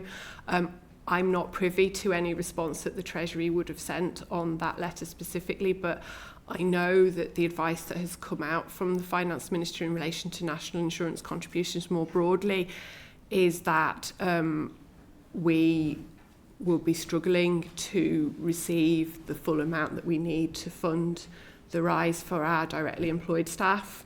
And I don't think the Treasury is minded to move on that. So if they're not minded to move on our directly employed staff, I suspect that we will struggle to persuade them to move on the wider staff, where they're saying, well, we didn't fund departments for that across the water. I'm sure, look, I don't want to speak for the Finance Minister. I'm sure there's people around the table there who are better able to speak for him than me, but, I would expect that case will continue to be made, but we all heard the Spring statement yesterday. Sure. I can't imagine that Treasury are going to change their minds. I had hoped that the former Finance Minister or current would have shared that with the Health Minister to have allowed that to be shared with you, but however... And it may very well have been shared with the Health Minister, and I just either haven't seen it or I've seen it and I've forgotten it, so please don't... I don't want that, yeah. It is good that we hear some good news, and that was the MDTs. I've banged on about it, and it is something to grasp on to in terms of positivity, because every Thursday in here we get a lorry load that just tips into the middle of that floor with a deluge of negative news that we have to wade through. So we will grasp that good news. However, that 61 million transformation funding for MDTs, that's a one-off hit. There's no ability of any recurrent funding there, and that is something that you will have to find thereafter. Yes, so the 61 million is spread over 5 years. It does leave us with a 25 million commitment beyond that 5-year period. So after the end of 5 years, 24-25 is the first year. After the end of 5 years, we will have to find a 25 million to fund those services on an ongoing basis. Thank you. Okay. Ella? Yep, thanks, Chair. I just want to go back to the mental health building, if I may. Just closer to home, the building we're sitting in here at the moment had work carried out on the roof a number of years ago, health and safety work, which resulted in quite a number of leaks in the roof. It's leaking like a sieve, probably more than there's political leaks in the building. But that's been pursued through arbitration, and it's also, I think it's maybe heading for the courts with a view to protecting the public purse. Now, if I buy a new house, the house will come with a 10-year guarantee against building defects. So heading on to the mental health building, we're told we're only in it 5 or 6 years. We've heard about all the issues, the mould on the wall, the broken skirting boards. None of that has been, those problems have been created by either Department of Health staff or by the trust staff. They're construction defects. Does a new building like this come with any form of indemnity against construction defects? And would it be the intention of the department? I know you're struggling at the moment. You can't say how much is going to be put in the budget because you don't know how much it's going to take to fix. But at some point in the future, we'll know exactly what it's going to cost to fix. Would it be the intention of the department to seek redress and have the public purse reimbursed for any repair work that has to be carried out as a result of what are quite clearly construction defects? So I'm going to apologise because the knowledge of that will be gained being the estates team who look at the contracts, and the trust and the estates will be over that, and I know they're with you on the 10th of April and will be able to give you a much more informed answer. I do know that any project that comes through conclusion goes through sort of a handover period where there is a defect snagging period, as you would have with any construction. You refer to buying a home, a similar process is followed. But I'm sorry, I don't have the specifics. This is not like a snagging thing. You know, this is quite clearly construction defects, and even if they're not covered by a guarantee, there must be some redress. Somebody has to be held accountable for it, and I'm just wondering if the department will consider taking that action. But maybe you could get somebody to come back to me with a detailed answer to that. Thank you. It's certainly a question, Alan, that I would expect everybody to be asking both next week and the following week, on the 10th of April. So you will get an opportunity to get it answered, hopefully. Nuala, very quick question and a very quick answer. The 61 million around the MDTs, you'd said earlier that was, for the 5 new areas, but also the decision around the out of hours GPs not changing, but in the correspondence that was issued after, there was a mention of MDT model. So has there been finance secured for the installation of MDT model at the Mater and the Knockbracken site? I don't know. My understanding is that funding is for the 7 areas that currently have MDTs to move to a full MDT model, and for 5 new areas to move to that full MDT model. I don't know where the out-of-hours service fits within that. So because that decision was just made not to go ahead with the proposed changes in the consultation, but then it was also said that an MDT model is for the 2 sites. So is that something that you can get back on? Because if there's no budget for it, so then there's not any MDT model. So it was just a business issue. Certainly I can take that back to colleagues in the department, but I don't know the answer, I'm afraid. Chair, can I just ask Yep. one Very quick follow-up? Sorry. So the 61 million still leaves a significant portion of Northern Ireland without any MDTs. Is there a calculation of how much additional money that we need in order to cover the whole of Northern Ireland? I think it still leaves five federation areas without MDTs. I don't think I have that figure in my pack. I know that there are plans. There are tentative plans, obviously, in the absence of funding, as to how those 5 areas would be covered in the period after that 5-year rollout of the initial period. So there's a phase 2 planned as to what that would look like beyond that 5-year period to fully roll it out across Northern Ireland. But obviously we would have to identify where the funding would come from that, because this far in advance there's obviously no certainty around it. But yes, there's certainly, we're very conscious that it does leave, a different service model in certain areas. And certainly as somebody who lives in one of the 5 that's coming down, that's off the end, I'm very interested in how quickly it's going to get to full rollout. Absolutely. And as someone who lives in an area where we're going to get a full model but hadn't had one, I think it is, a really good, as Alan said, positive thing to hold on to, and I hope that, for example, I know that already in the Southern Federation they have the ads out for the medical practitioners for the surgeries, so I think that's a really good move forward. The original proposal was for 100 million over 5 years, so that may be some indication of a 39 million. That was the original proposal. And yes, you're right. And that will certainly. The original proposal was for the full rollout. So thank you for that. Something for the executive to think about. Thank you. And obviously, I like you, live in an area where I would like to see it rolled out quickly as well. So can I just thank all of you for coming before us? That obviously took longer, but it was important that we give a bit more time, because it's probably one of the most important things that we have to talk about here, among a list of very important things, just getting the budget right. So Bridget, David, Prila and Jessica, can I thank you? Rita, apologies. My eyesight, I can't read whether that was a T or an L there. So apologies. Thank you very much for coming before us. Thank you. Okay, so we're moving on then to item number 6 on the agenda. So we have representatives of the All Ireland Institute of Hospice and Palliative Care for an oral briefing on our own inquiry, access to palliative care services. So can I refer members to tab 6 in our pack, and that includes the clerk's memo, a written submission from the All Ireland Institute, and also there's a copy of the committee's consultation responses from its inquiry at page 147.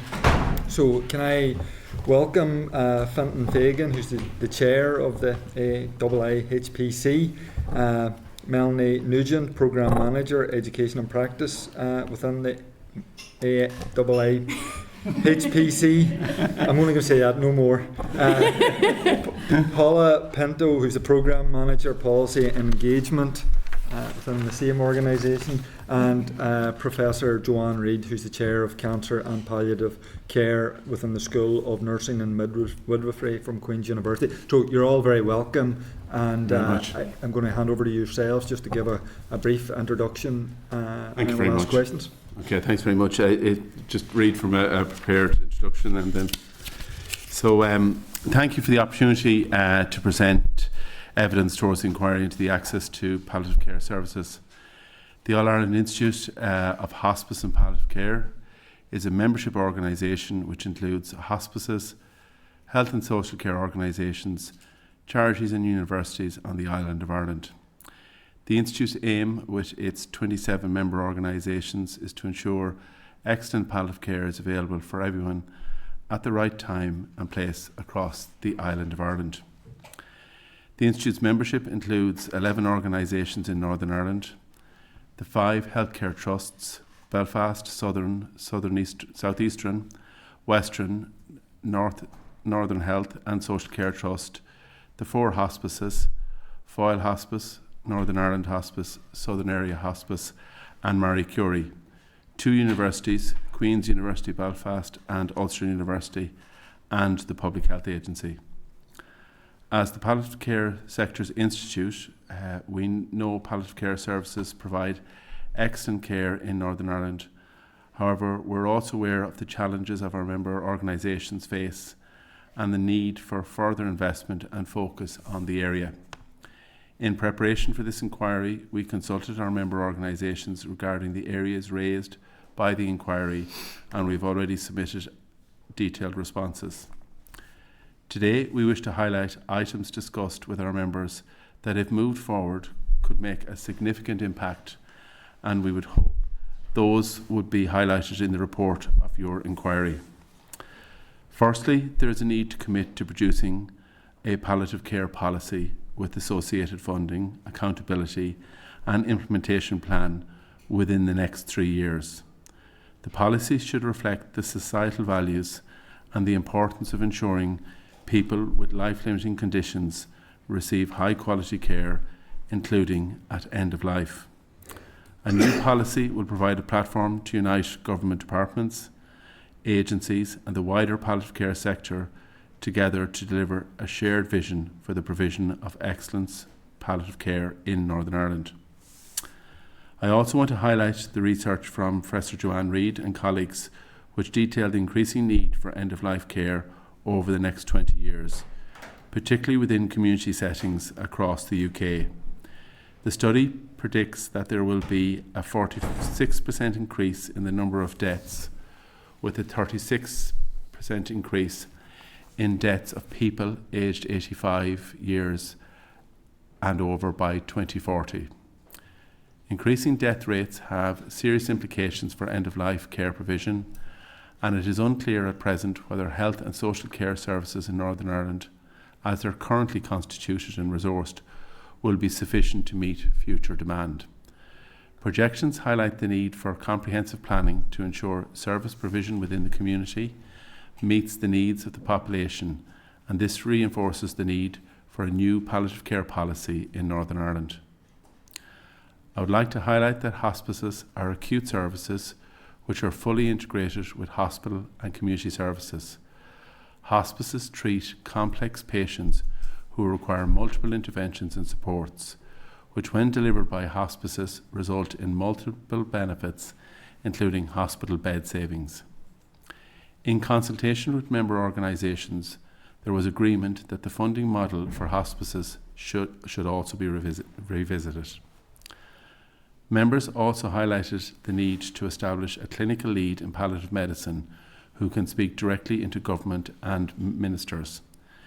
In the Republic of Ireland, Dr. Fargal Toomey is a national clinical lead for palliative care and provides a key role along with other colleagues in the HSE in supporting the development of palliative care in the Republic. A further point raised by our member organisation is that all hospices should be included in the remit of the Encompass system to enable efficient and effective transfer of patients and their information. Members are also strongly suggested that advanced care planning policy should be fully implemented, along with a recommended summary plan for emergency care and treatment, respect the tool. We would also like to suggest that there should be a commitment to build on the work of Belfast Single Point of Contact, which is shortly to be launched, and as we'd recommend that this should be developed across Northern Ireland to ensure that people can have access to reliable, consistent and comprehensive information 24 hours a day, 7 days a week.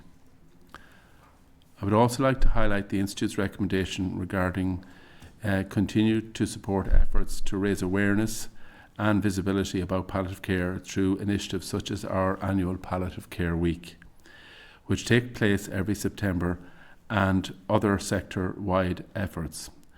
There is limited but growing awareness of palliative care amongst the public in Northern Ireland, but misconceptions persist about palliative care, as the public tends to only associate palliative care with end of life and cancer, and there's a lack of understanding about the breadth and depth of palliative care service, which means people may be missing out on the improved quality of life which palliative care services provide. In 2024, the Institute conducted a survey of the public perceptions of palliative care, and we found that nearly 7 out of 10 adults in Northern Ireland feel fearful when they hear the term palliative care, and over 2/3 of adults think palliative care is for people with cancer. Over 20% of respondents were also uncertain about whether palliative care can benefit people over long periods of time and not just at end of life. This is committed to continuing, the Institute is committed to continuing to raising awareness in how palliative care can support people with a life-limiting condition from point of diagnosis onwards, including through the annual campaign and our Palliative Hub, which is an online resource providing information and resources about palliative care and support for further education and research in this area. I want to highlight that going forward that the All-Ireland Institute for Hospice and Palliative Care will be happy to support the committee's engagement and its patient and public involvement volunteer group Voices for Care, and we will be happy to provide any further supports to the inquiry. And thanks very much for inviting us here today. Absolutely, thank you very much for coming, and thank you for your support. And I should have actually began by apologising for the fact that our budgetary discussion went on much longer than was planned. So apologies for, and thank you for your patience. Just in terms of diving straight into questions, so in the south, the service palliative care 100% funding. Yeah. What does that look like, and what difference to service provision has it made? So the process to get into 100% funding was probably about an 8-year process, and palliative care was initially funded under what was called Section 39 of the Health Act, and that described the palliative care services as ancillary to the main services, and it was a service that the HSE sort of had a choice to buy rather than have to. So that was clearly the wrong categorisation for palliative care, because it is integrated into the acute system. So we applied to be, have our SLA with the HSE under Section 38 of the Health Act, which describes palliative care as an acute core service integrated into the acute services. One of the key definitions for us that integrates us into the acute service, that all our palliative care consultants, the medical doctors, are joint appointments with the hospitals and with the hospices. The third element then is that palliative care was recognised as a specialty in 1995 in the Republic, which ensured that all our services are consultant-led. And that, I suppose, gives them a peer relationship to oncologists or respiratory physicians, to all that, so they're very much part of that clinical team. The hospices were funded from a variety of about 60 to 70% funded, but that wasn't, I suppose, viable, and there was a political decision made that they should be 100% funded, and that fundraised income then would be used to fund capital projects and also to use to fund extra comforts for patients and families, research and education, and innovative patient care projects.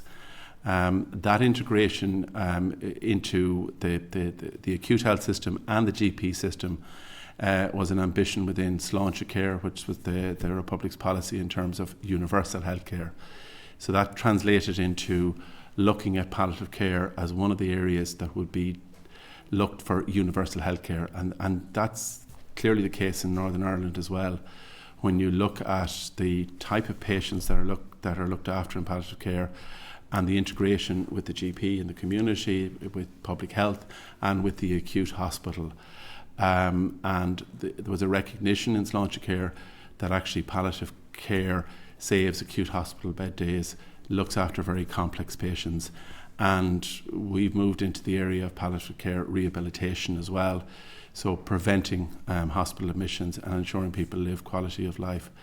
It essentially, I suppose, emanated first of all from a policy perspective, and where we see in Northern Ireland why we have the recommendation in here is that the development of a policy in the first instance, and the first policy in the Republic of Ireland that defined what palliative care was, is 2001, and defined staffing levels, defined the number of doctors, the number of nurses per unit, per area. And when we developed the 2024 policy, we did a review of how much was implemented, and about 60% of the recommendations were implemented. But the important thing is that the policy was in place. So even though the Republic went into the IMF in the midst of all of that time and there was no money available or anything like that, we always had the policy, and it set the direction for our discussions with the HSE and with the Department of Health. It also set the direction for how we use fundraised income. So we always ensured that any fundraised income that we used to develop services was consistent with government policy, and it was the bedrock, I suppose, of the service. So the combination of a policy that was very clear as the bedrock of the service, a recognition of palliative care as an acute service, and listening to some of the debates in the Commons that's happening around it.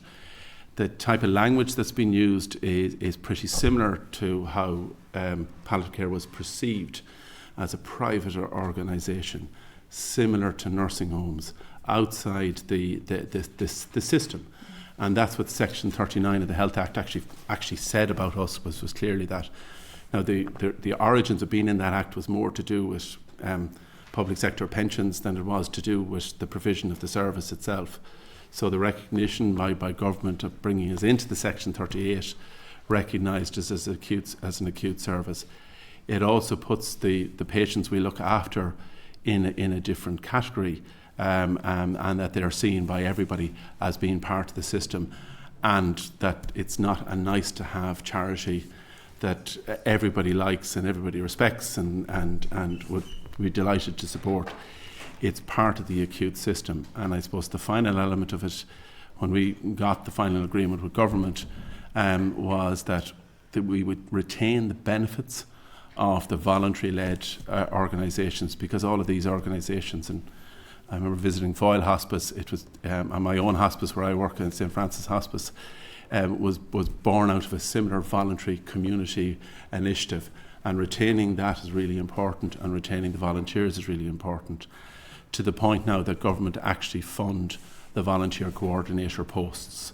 So you get the benefit of a well-developed, well-managed, clearly directed acute system of hospice care that looks after very unwell patients, looks after families subsequently from a bereavement perspective, and then you get the community integrated into it, and you get them understanding what palliative care is, and you get our education departments going out and speaking to people in secondary schools and that. So there's a unique opportunity, I suppose, and from the Institute's perspective, we'd like the learning that we had in the Republic and to move towards universal palliative care to be the learning here for Northern Ireland, and the move to develop a policy and a policy to a certain doesn't imply funding, doesn't imply a commitment, whereas a strategy does.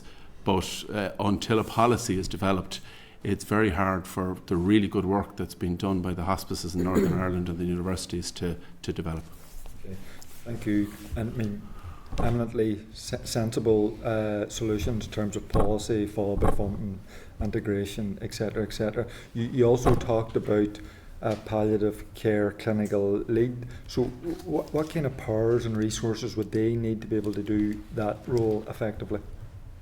So in the Republic, so they're HSE employees, so they need to be employees of the Department of Health or the Public Health Agency, whatever is the most appropriate organisation.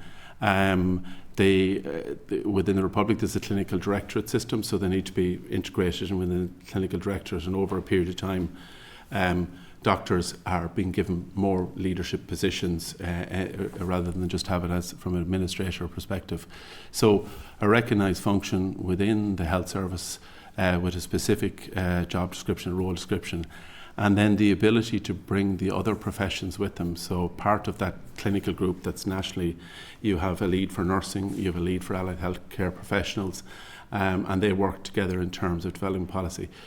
But using the resources that are within all the hospices, so all of the hospices have lots of good resources in terms of education and research and care. So it's not to create a new central group that sort of has to start from scratch. It's using the benefit of the hospices that are there. And within Northern Ireland, whether you're looking at Northern Ireland Hospice Foyle or Southern Area, or indeed Marie Curie, there are a lot of really, really good resources and really good people within those organisations that with the right clinical lead and with the appropriate administrative support as well, either vested in the Department of Health or the Public Health Agency or whatever is appropriate within the Northern Ireland system, would be, I suppose, starting in the ground running, given all of the infrastructure that's there. Just finally for me, because we've been taking evidence over a couple of weeks, and last week I think it was the Rural Community Network just talked about, particularly on border areas, the need for all-island cooperation with regard to palliative care. Maybe if you could explain the advantages or the benefits of that. So I suppose if you just take Foyle hospices, for example, so there are patients in Donegal that are practically passing the door of Foyle Hospice in order to go to the hospice in Letterkenny. So I think there's and I know Foyle Hospice have a practical proposal in relation to that. So it is about access, and it's similar to the other health areas, whether it's people coming to Dublin for cardiothoracic surgery, or people coming to Belfast for eye surgery. It's all the same, really, in one way. Now there is something very about hospice, about being local, being close to your community, close to your family in relation to that. So it can't be great distances. You couldn't be, I suppose, shifting somebody from Donegal over to Belfast for hospice care, because my own hospice is in Dublin. We get somebody to go from hospice care in Raheny to Blanchetown is a huge effort because people want to be in their home area. I think in terms of looking at models of care and innovative models of care, is really helpful, and the whole area of oncology is changing in terms of people being on individual treatments and immunotherapies and all of that sort of stuff. And all of us on the island of Ireland are learning as we go along, and we're learning about rehabilitative palliative care, and we're learning about palliative care from the moment you're diagnosed with a life-limiting illness, the palliative care in terms of pain management and symptom control has an input into that. Okay, thank you. Linda? Thank you, Chair. Thank you very much for your presentation.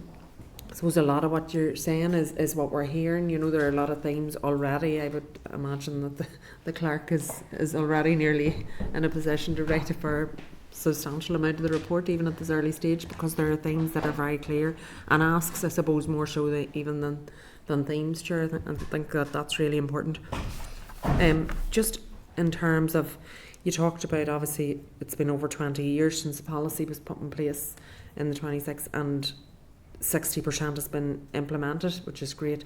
What hasn't, like, what are the big things that you would think that hasn't been, or are they sort of things that you would like to see, but they're not the absolute, what you'd love to see? I suppose access to, so in the Republic, all of the counties have community palliative care, and their majority is deliveries by the HSE, and then the voluntary hospices delivered in the catchment areas where they have responsibility. Where the gap is in the provision of inpatient units. So there's an inpatient unit now planned for Cavan, for Drogheda and for Tullamore. Once those 3 inpatient units are in place, then we will have full coverage across the Republic. So the most recent ones would have been in Waterford and Kerry and Mayo. So the 2001 report set out a plan in relation to the number of beds that would be needed per catchment area, and married the sort of the local initiatives with the public policy in relation to that provision. We, I suppose, in the hospices talk about specialist palliative care provision, and certainly the number of staff that are delivering the care, whether it be community palliative care nurses, whether it be doctors, whether it be nurses and other healthcare professionals, they're not up at the numbers they should be at. So, say for example, in the region I work, the 2001 report recommended that we should have 9 physiotherapists to serve the population we're in, and to do the rehabilitative palliative care. We're at 6 of the 9. But again, having the policy in place and knowing that is how we get there, and what that actually does, it promotes innovation. So part of the fundraising income that we have, now that we know that ultimately the state at some stage will fund 9 for us, we'll go to a philanthropic supporter and say, look, could you fund it for maybe 3 or 4 years? Could we just do proof of concept, see how the service develops? But at no point sort of creating a service that the state has to fund, the organisation has to take the responsibility on. So you're in a position that service is provided. So you get that synergy of using the fundraising income appropriately, and people want to donate to palliative care, people want to be seen to support hospice care, and as a sector it works very well with the community as well. So the number of posts, and then in the general hospitals, as the ageing population happens, and the stats that have been researched here in terms of that elderly bulge that's coming as well. So we have to try and ensure that we have the service provision for that, and I think maybe Joanne could talk more to that. Yeah, I'm happy to talk. So the work that we did really focused on death rates within Northern Ireland and projections for death up to 2040. And the work certainly highlighted the growing population, particularly those over 65 years of age, but also those over 85 years of age that are expected within Northern Ireland. NISRA estimates that by 2043, the number of people aged 65 plus is projected to increase by 56%. So that's going to represent about 24% of our total population. And a consequence of that living longer is that people are living with complex comorbidities. And we know that across the UK, about 1 in 4 people have complex comorbidities, and that increases to about 2/3 of people who are aged 65 years and plus. So those are the people we know are going to require palliative care within the future. And that growing population isn't new within the UK, but what's very novel within Northern Ireland is that the pension age population within Northern Ireland is going to grow at a much faster rate anywhere else than within the UK. So we are going to see that clump of older people here within Northern Ireland. So the work, I suppose, really helped highlight the need that these additional needs are coming, and also look at them in terms of palliative care provision.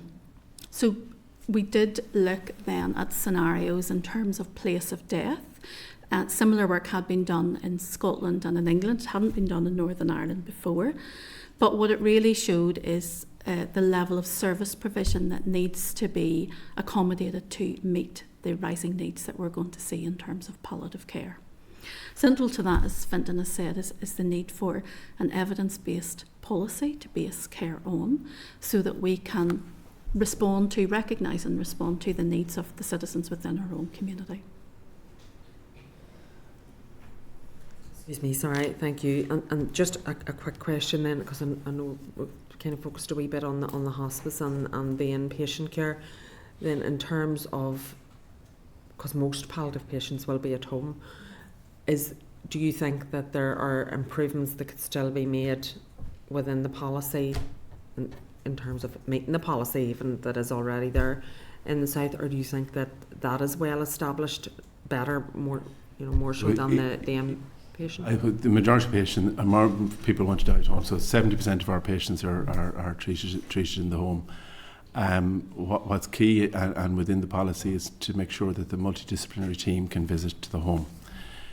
So what we're limited to is that somebody's at home, an initial visit by a doctor for an assessment, and then subsequent visits by a community palliative care nurse. But if you can get the physiotherapist, the occupational therapist, the chaplain, the social work, you can set it up that those are visiting the home as well.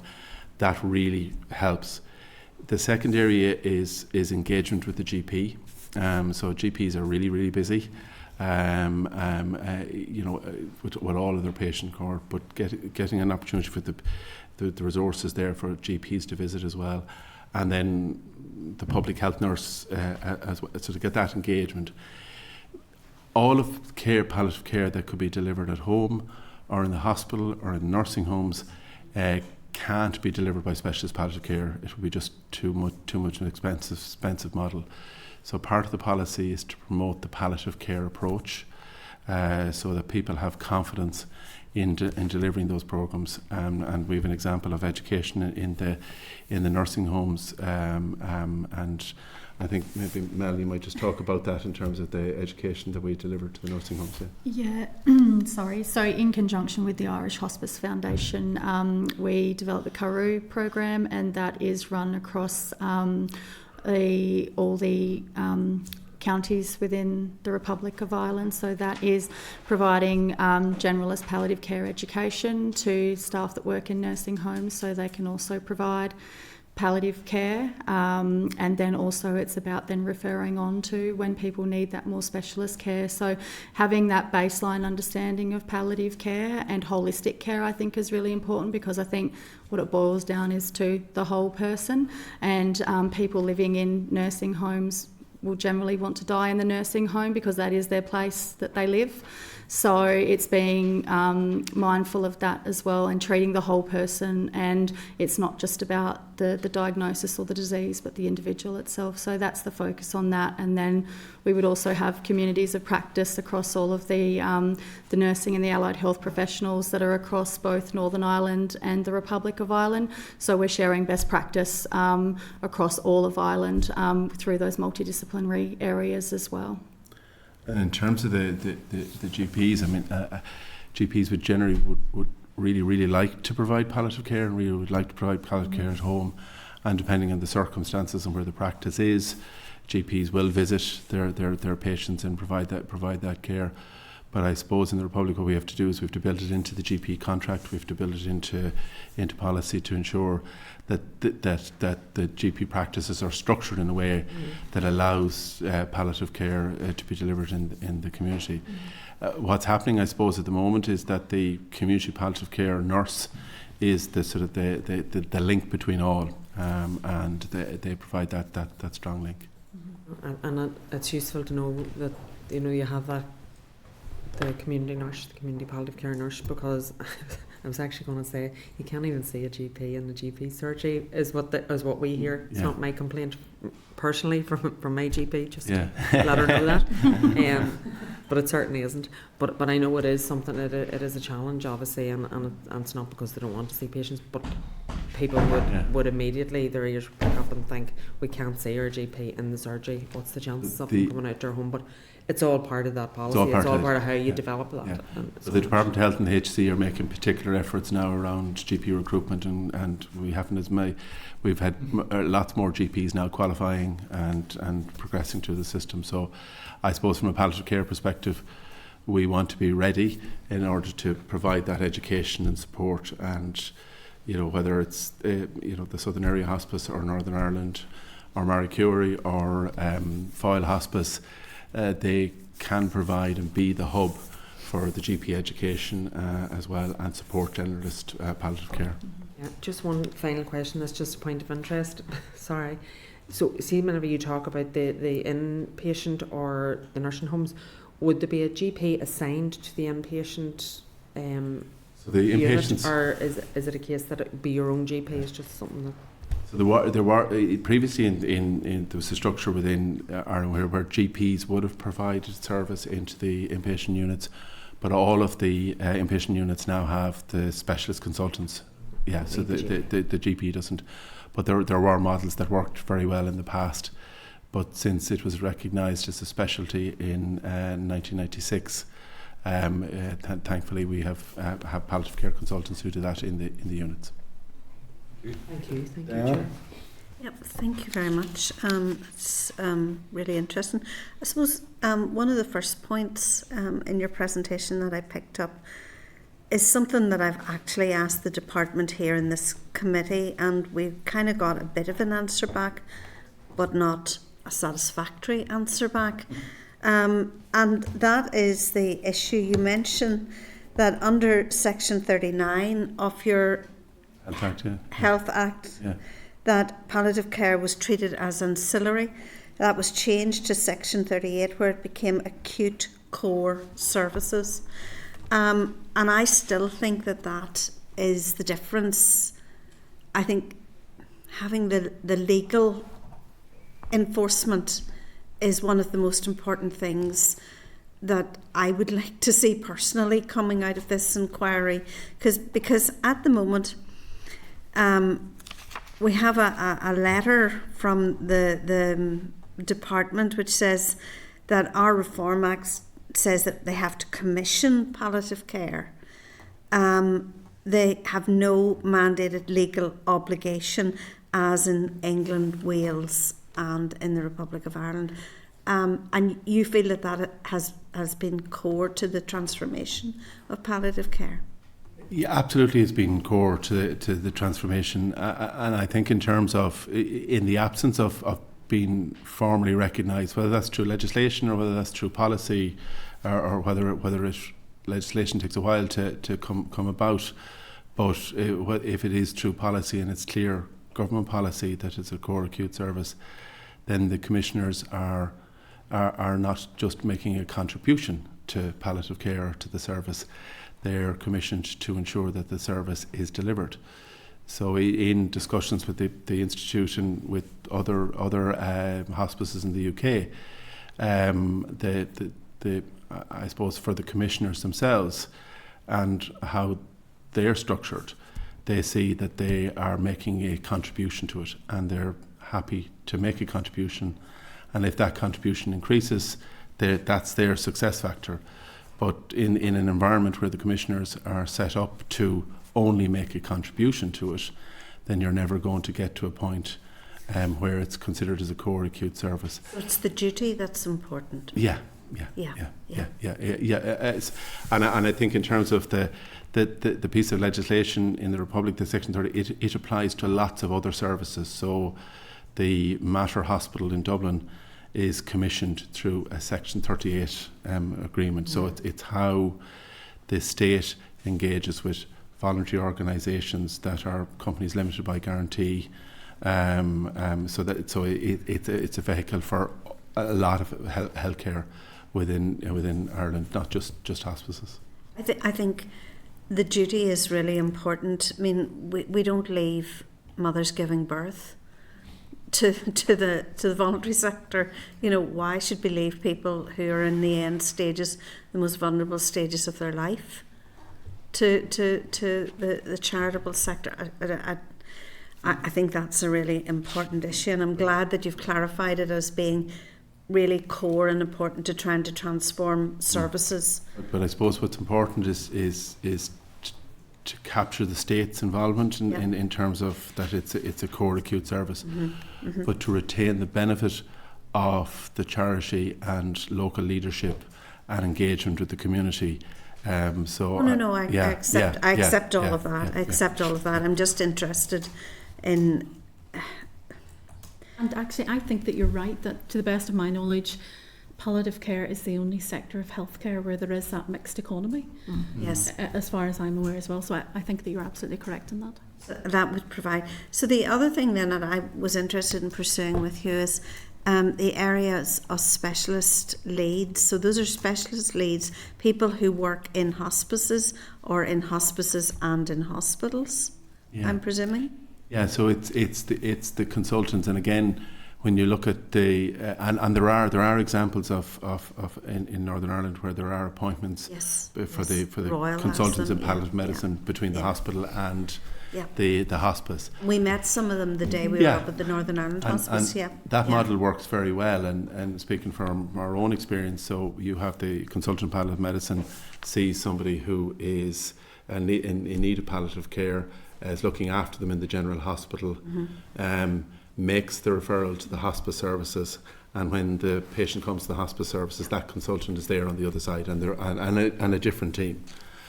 So that journey for the patient is really important, and the decision process around when and where and whatever, and then it also ensures that access back into the hospital is appropriate as well, and and it avoids that A&E admission, so that there's a continuum of care through the consultant-led service.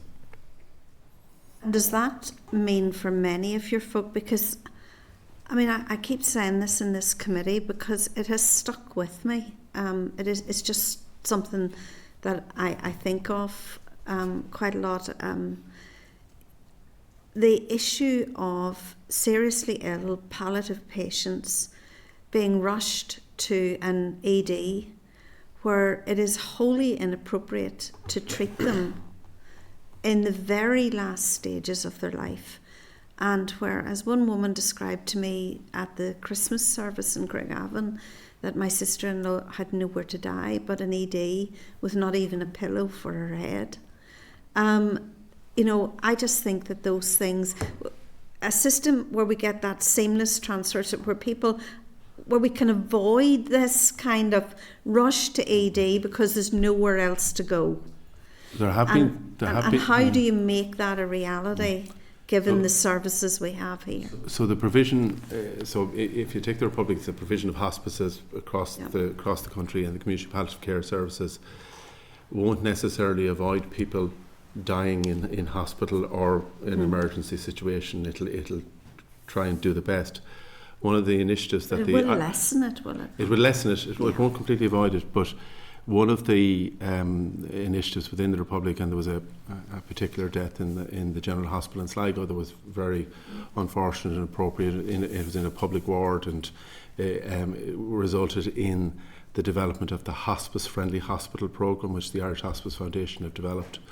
And that's where they've worked very closely with each of the individual hospitals to create an environment where you have sort of pressurised facilities and you have all of that, and you have somebody who's dying, which are there, that you do put in the appropriate care, that you have a room they can be transferred to, that you have the hospice symbol, that you ensure that from their faith whatever is appropriate at that is provided. So people will die in hospitals. There has to be I suppose a palliative care approach and a hospice-friendly approach to those programmes, because in the midst of a busy general hospital, even the ones without the A&Es, it can be the wrong environment. But it goes back to the policy again. So within the policy, if you're setting out what is appropriate for hospice, what is appropriate for community palliative care, what's appropriate for nursing homes, what's appropriate for hospitals, then you have it all within that policy, and everybody takes the lead from that. And then whether it's in research or within the universities or whatever, it provides the platform whereby okay, well, this is the policy of government, is that people die with dignity in specialist palliative care and in generous palliative care. So it provides the environment then where initiatives can come out of it. So it needs the leadership. But there also needs to be a systems approach as well, I think, because it's not just about one sector. It's about having conversations around advanced care planning. It's having those conversations with family members. It's making sure that everyone's got access to all the care notes, that decisions to refuse resuscitation are all accessible, that everyone is aware of what people's decisions or choices are, because I think re-saying the same thing over and over again gets demoralising for people. Yeah. Having worked in a hospice for 10 years as well, it is quite challenging to keep bringing up the conversations again and again for people, because you're nearly re-bringing up that anticipatory grief again. So, and people do change their minds on different things that they want throughout their disease progression. So I think that's why even having conversations with people about palliative care at diagnosis, no matter what that life-limiting illness is actually going to enhance the uptake of palliative care, because you're not going to have people afraid of the term palliative care because they think it is just end of life. It's about quality and helping people live the best life they can for the duration that they can. Yeah. That's a really positive. Just finally, I mean, you speak about the kind of coherence of information, and from the briefings that we've had so far, that certainly is lacking across Northern Ireland. It is hugely lacking. When we were at Marie Curie, we discussed for a brief period of time anticipatory drugs. And the kind of ad hoc way that this is done in different parts of Northern Ireland. I'm presuming because you have clinical leads and specialists that is not an issue for you. I mean, it is difficult when you hear someone who is a nurse and who has nursed in palliative care for years actually saying, you know, I know what's happening, but I have to go and try and get a GP to sign off drugs or whatever. So I'm presuming that's taken care of. I suppose in terms of that there's continued development, there's more development needed, and nurse prescribing is really important, and also the advanced nurse practitioners in relation to it, because ultimately, no matter what healthcare setting you're in, the doctors can't do everything, they can't be there for everything. There's limitations in that structure. So I think the development of advanced nurse practitioners, the development of nurse prescribing is, and it's in the Midlands, in Offaly, where the nurse prescribing has been done first. It's not in every area, so again, that's something that needs to be progressed. And have you an evaluation of how that works? I don't know. I don't know, Johanna. I don't know. That's something we can look up and see, can we provide. Interesting to see. Yeah. Thank you. We do know with the new Belfast single point of access palliative care service, there is an evaluation that's being built in, for example, to that particular service. So I think that will help to provide data, and that data is not only looking at outcome data, so how many people were seen and how quickly they were seen, but it's also looking at the voices of patients and those who are important to them, so their family members, for example, to see what they felt the service provided. So I think that those are really important voices to bring into any evaluation as well.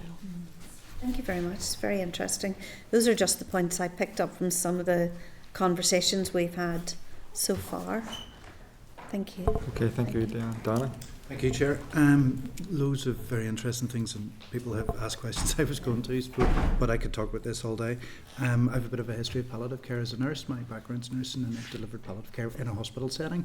And obviously we've visited a lot of Northern Ireland hospices, and we're coming to yourselves next week. So something to really look forward to.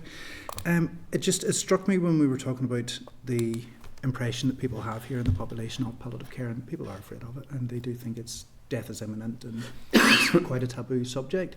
Is the conversation more advanced down south? Is that a...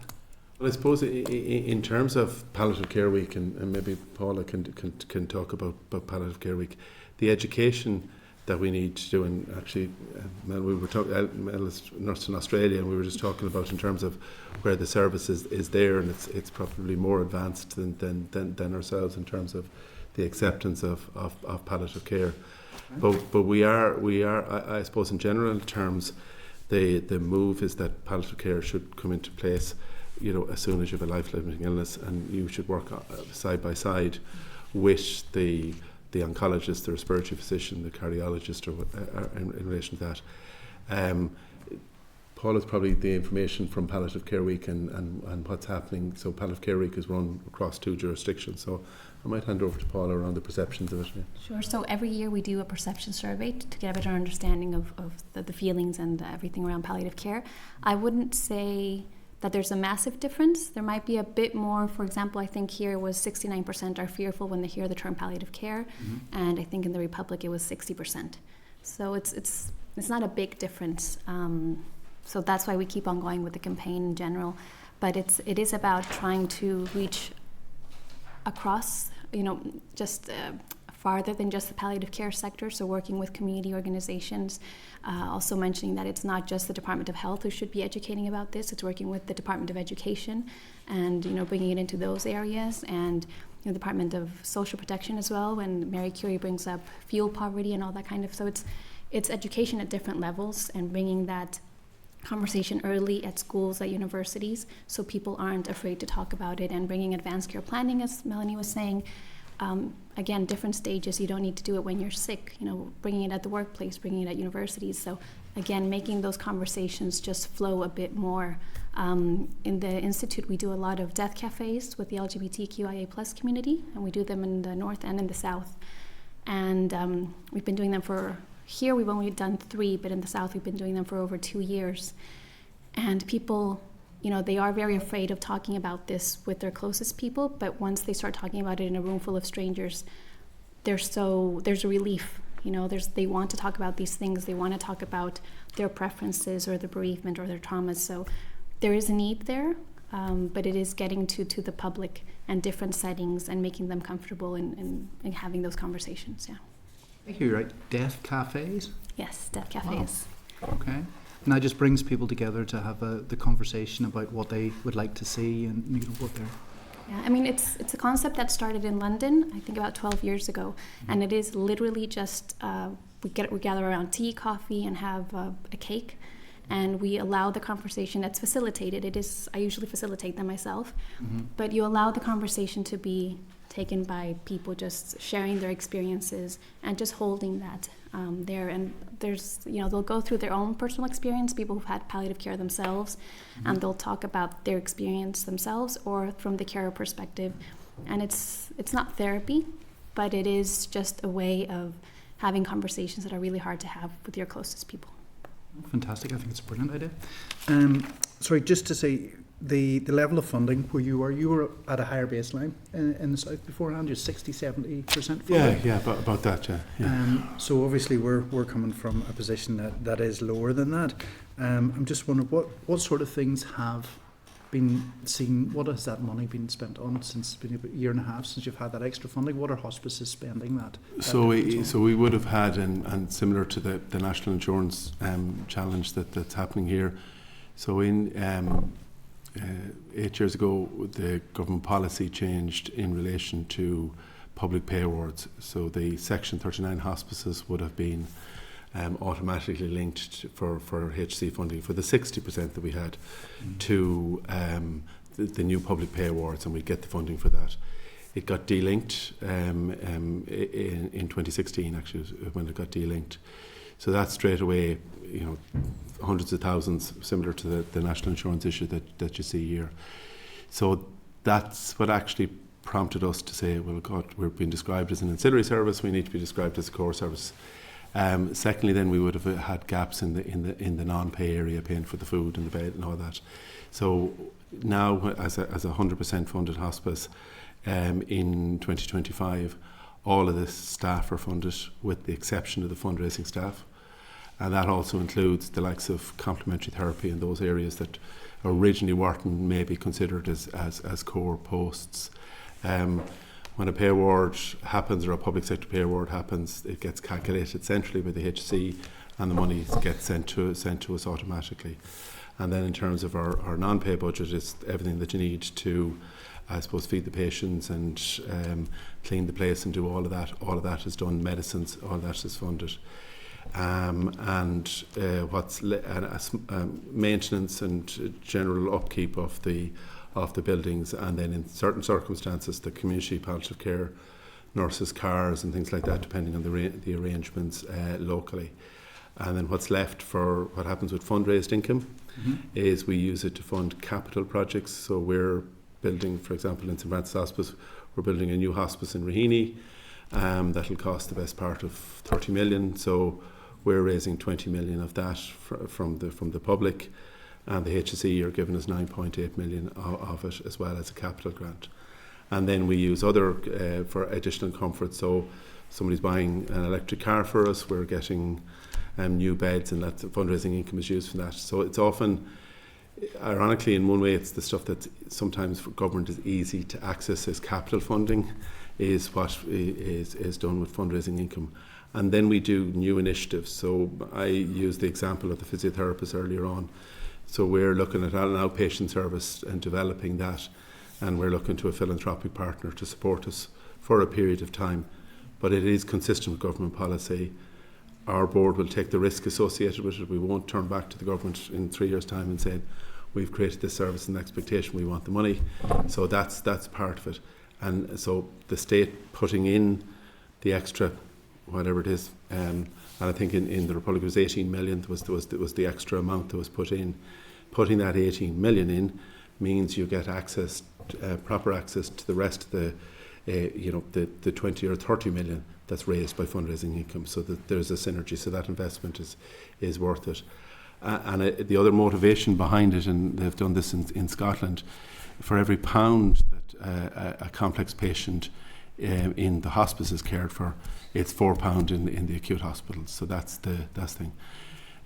We would have looked at this Launch a Care project, and would have had a number of projects where we would have had some of our team in the general hospital trying to get a hold of the palliative care patients earlier, in addition to the consultants, so some of the physios and that in the hospital, and we saw that we can actually get access to patients who are in need of palliative care a bit earlier, and they come into a better model of care. And you can see that saving, and absolutely those people would otherwise be in this hospital. Just reality of trying to find savings in health is capacity is created. And we had this discussion with Minister Nesbitt when he was with us. If you go down that route of trying to get the business case and trying to understand the business case and get the report produced and get all of that, you're never going to fund palliative care in the way it should be funded. Because in itself, what you do, because the whole acute system, the demand is growing, the ageing population, as Joanna said, you're creating capacity in the hospital for the patient that's sitting at home, or the patient that's not getting in there, or the patient that's on the waiting list, or the patient that. That's a good thing. Yeah, we don't have capacity at the minute for those patients. Yeah. So that's the point.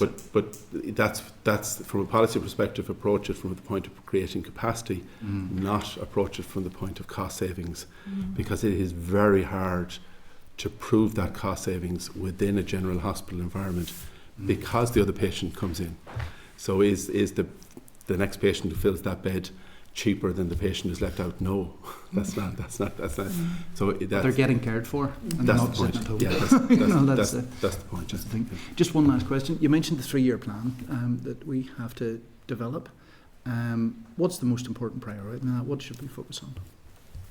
I mean, in terms of it's talking to the sector, and it's talking to the likes of Joanne within the university sector, and talking to the sector, and encouraging the voluntary sector to develop the policy, asking them to lead the development of it.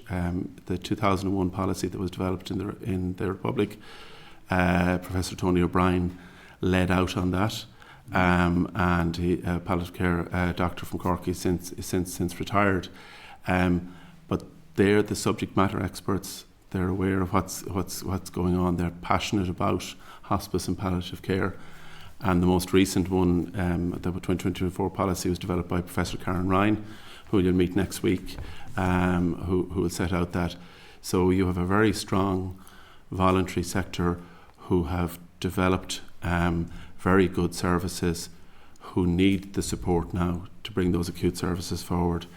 You have an institute here a cross-border body that developed without any government initiative or government support, because there was such a passionate interest across the island of Ireland in palliative care. Now the HSE and the Public Health Agency and the Departmental Health in both jurisdictions provide funding for us, but it was initially a very much community-led initiative, and we really appreciate the support of all of the agencies in relation to that. So you have a voluntary sector that works, you have a voluntary sector that works well with government. Any investment that you put into this, you will get a return on it, because you will, and as you mentioned, the two journeys in life is the journey on the way in and the journey on the way out. And the journey on the way out needs to be supported, better planned and better resourced. Absolutely. Thank you very much. Okay, thank you very much. That has been both very useful and very informative, so we thank and appreciate the time that you have given us, and we look forward to the visit. I think it's 2 weeks' time. Next week, is it? Okay, there you go. It's next week, yeah. Next week, yeah. There we go. Right. Every day flies past. Thanks very much. All right, thanks very much. Thanks very much. We're on the 27th. I checked before I made a film myself there. I still got it wrong. Okay, folks, we're moving then on to item number 7, departmental written briefing from the General Dental Services Reform. So can I refer people to tab 7, and we've got a departmental briefing at page 254, and we also have correspondence from the BDA to the Minister, and that's at page 255. So this is a quarterly update from the department on the General Dental Services Reform that we have asked for. Do members have any comments or content to note the written update? Content? Okay. Paragraphs? Yeah, indeed. Brief. So item number 8, draft statutory instrument medicines for human use clinical trials amendment regulations 2024. So can I refer members to tab 8? We have a clerk's memo copy of the SL draft statutory instrument at page 262, the EM at 250, and the SL5 letter at 319.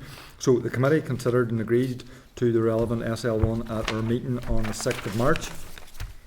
The regulations will progress amendments aimed at improving legislative provisions relating to clinical trials following the exit from the EU. Can I advise members that the rule is subject to the affirmative procedure and that it will come into force on the 1st of April 2025. Assembly is expected to debate the SI on the 7th of April 2025, and subject to the Assembly's agreement, the regulations will come into operation 12 months later.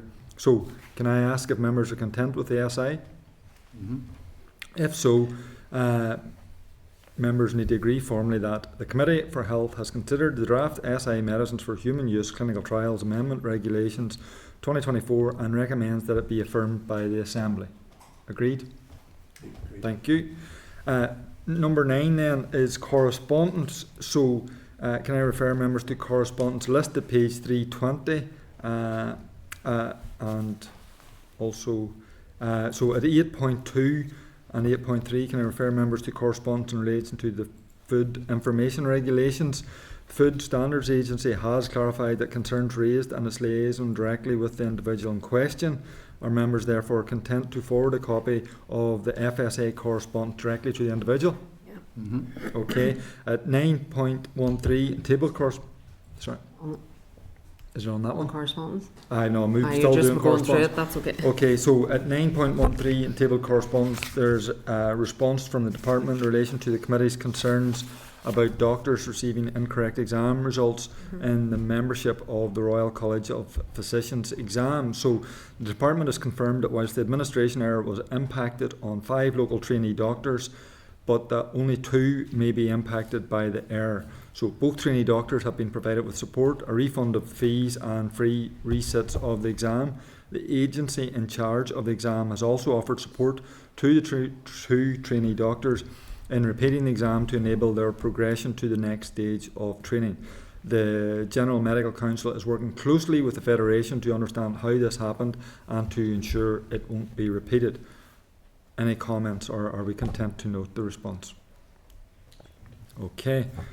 So, Linda, you wanting to come in then on something else in correspondence? I just on the right care, right person, it's not an answer. It's what we already know, that the health department have decided we're going to let the PSNI pick up the slack where we're not looking after patients in the manner in which they need to be looked after, which has ended up people ending up in custody, people ending up in prison, when actually what they need is healthcare.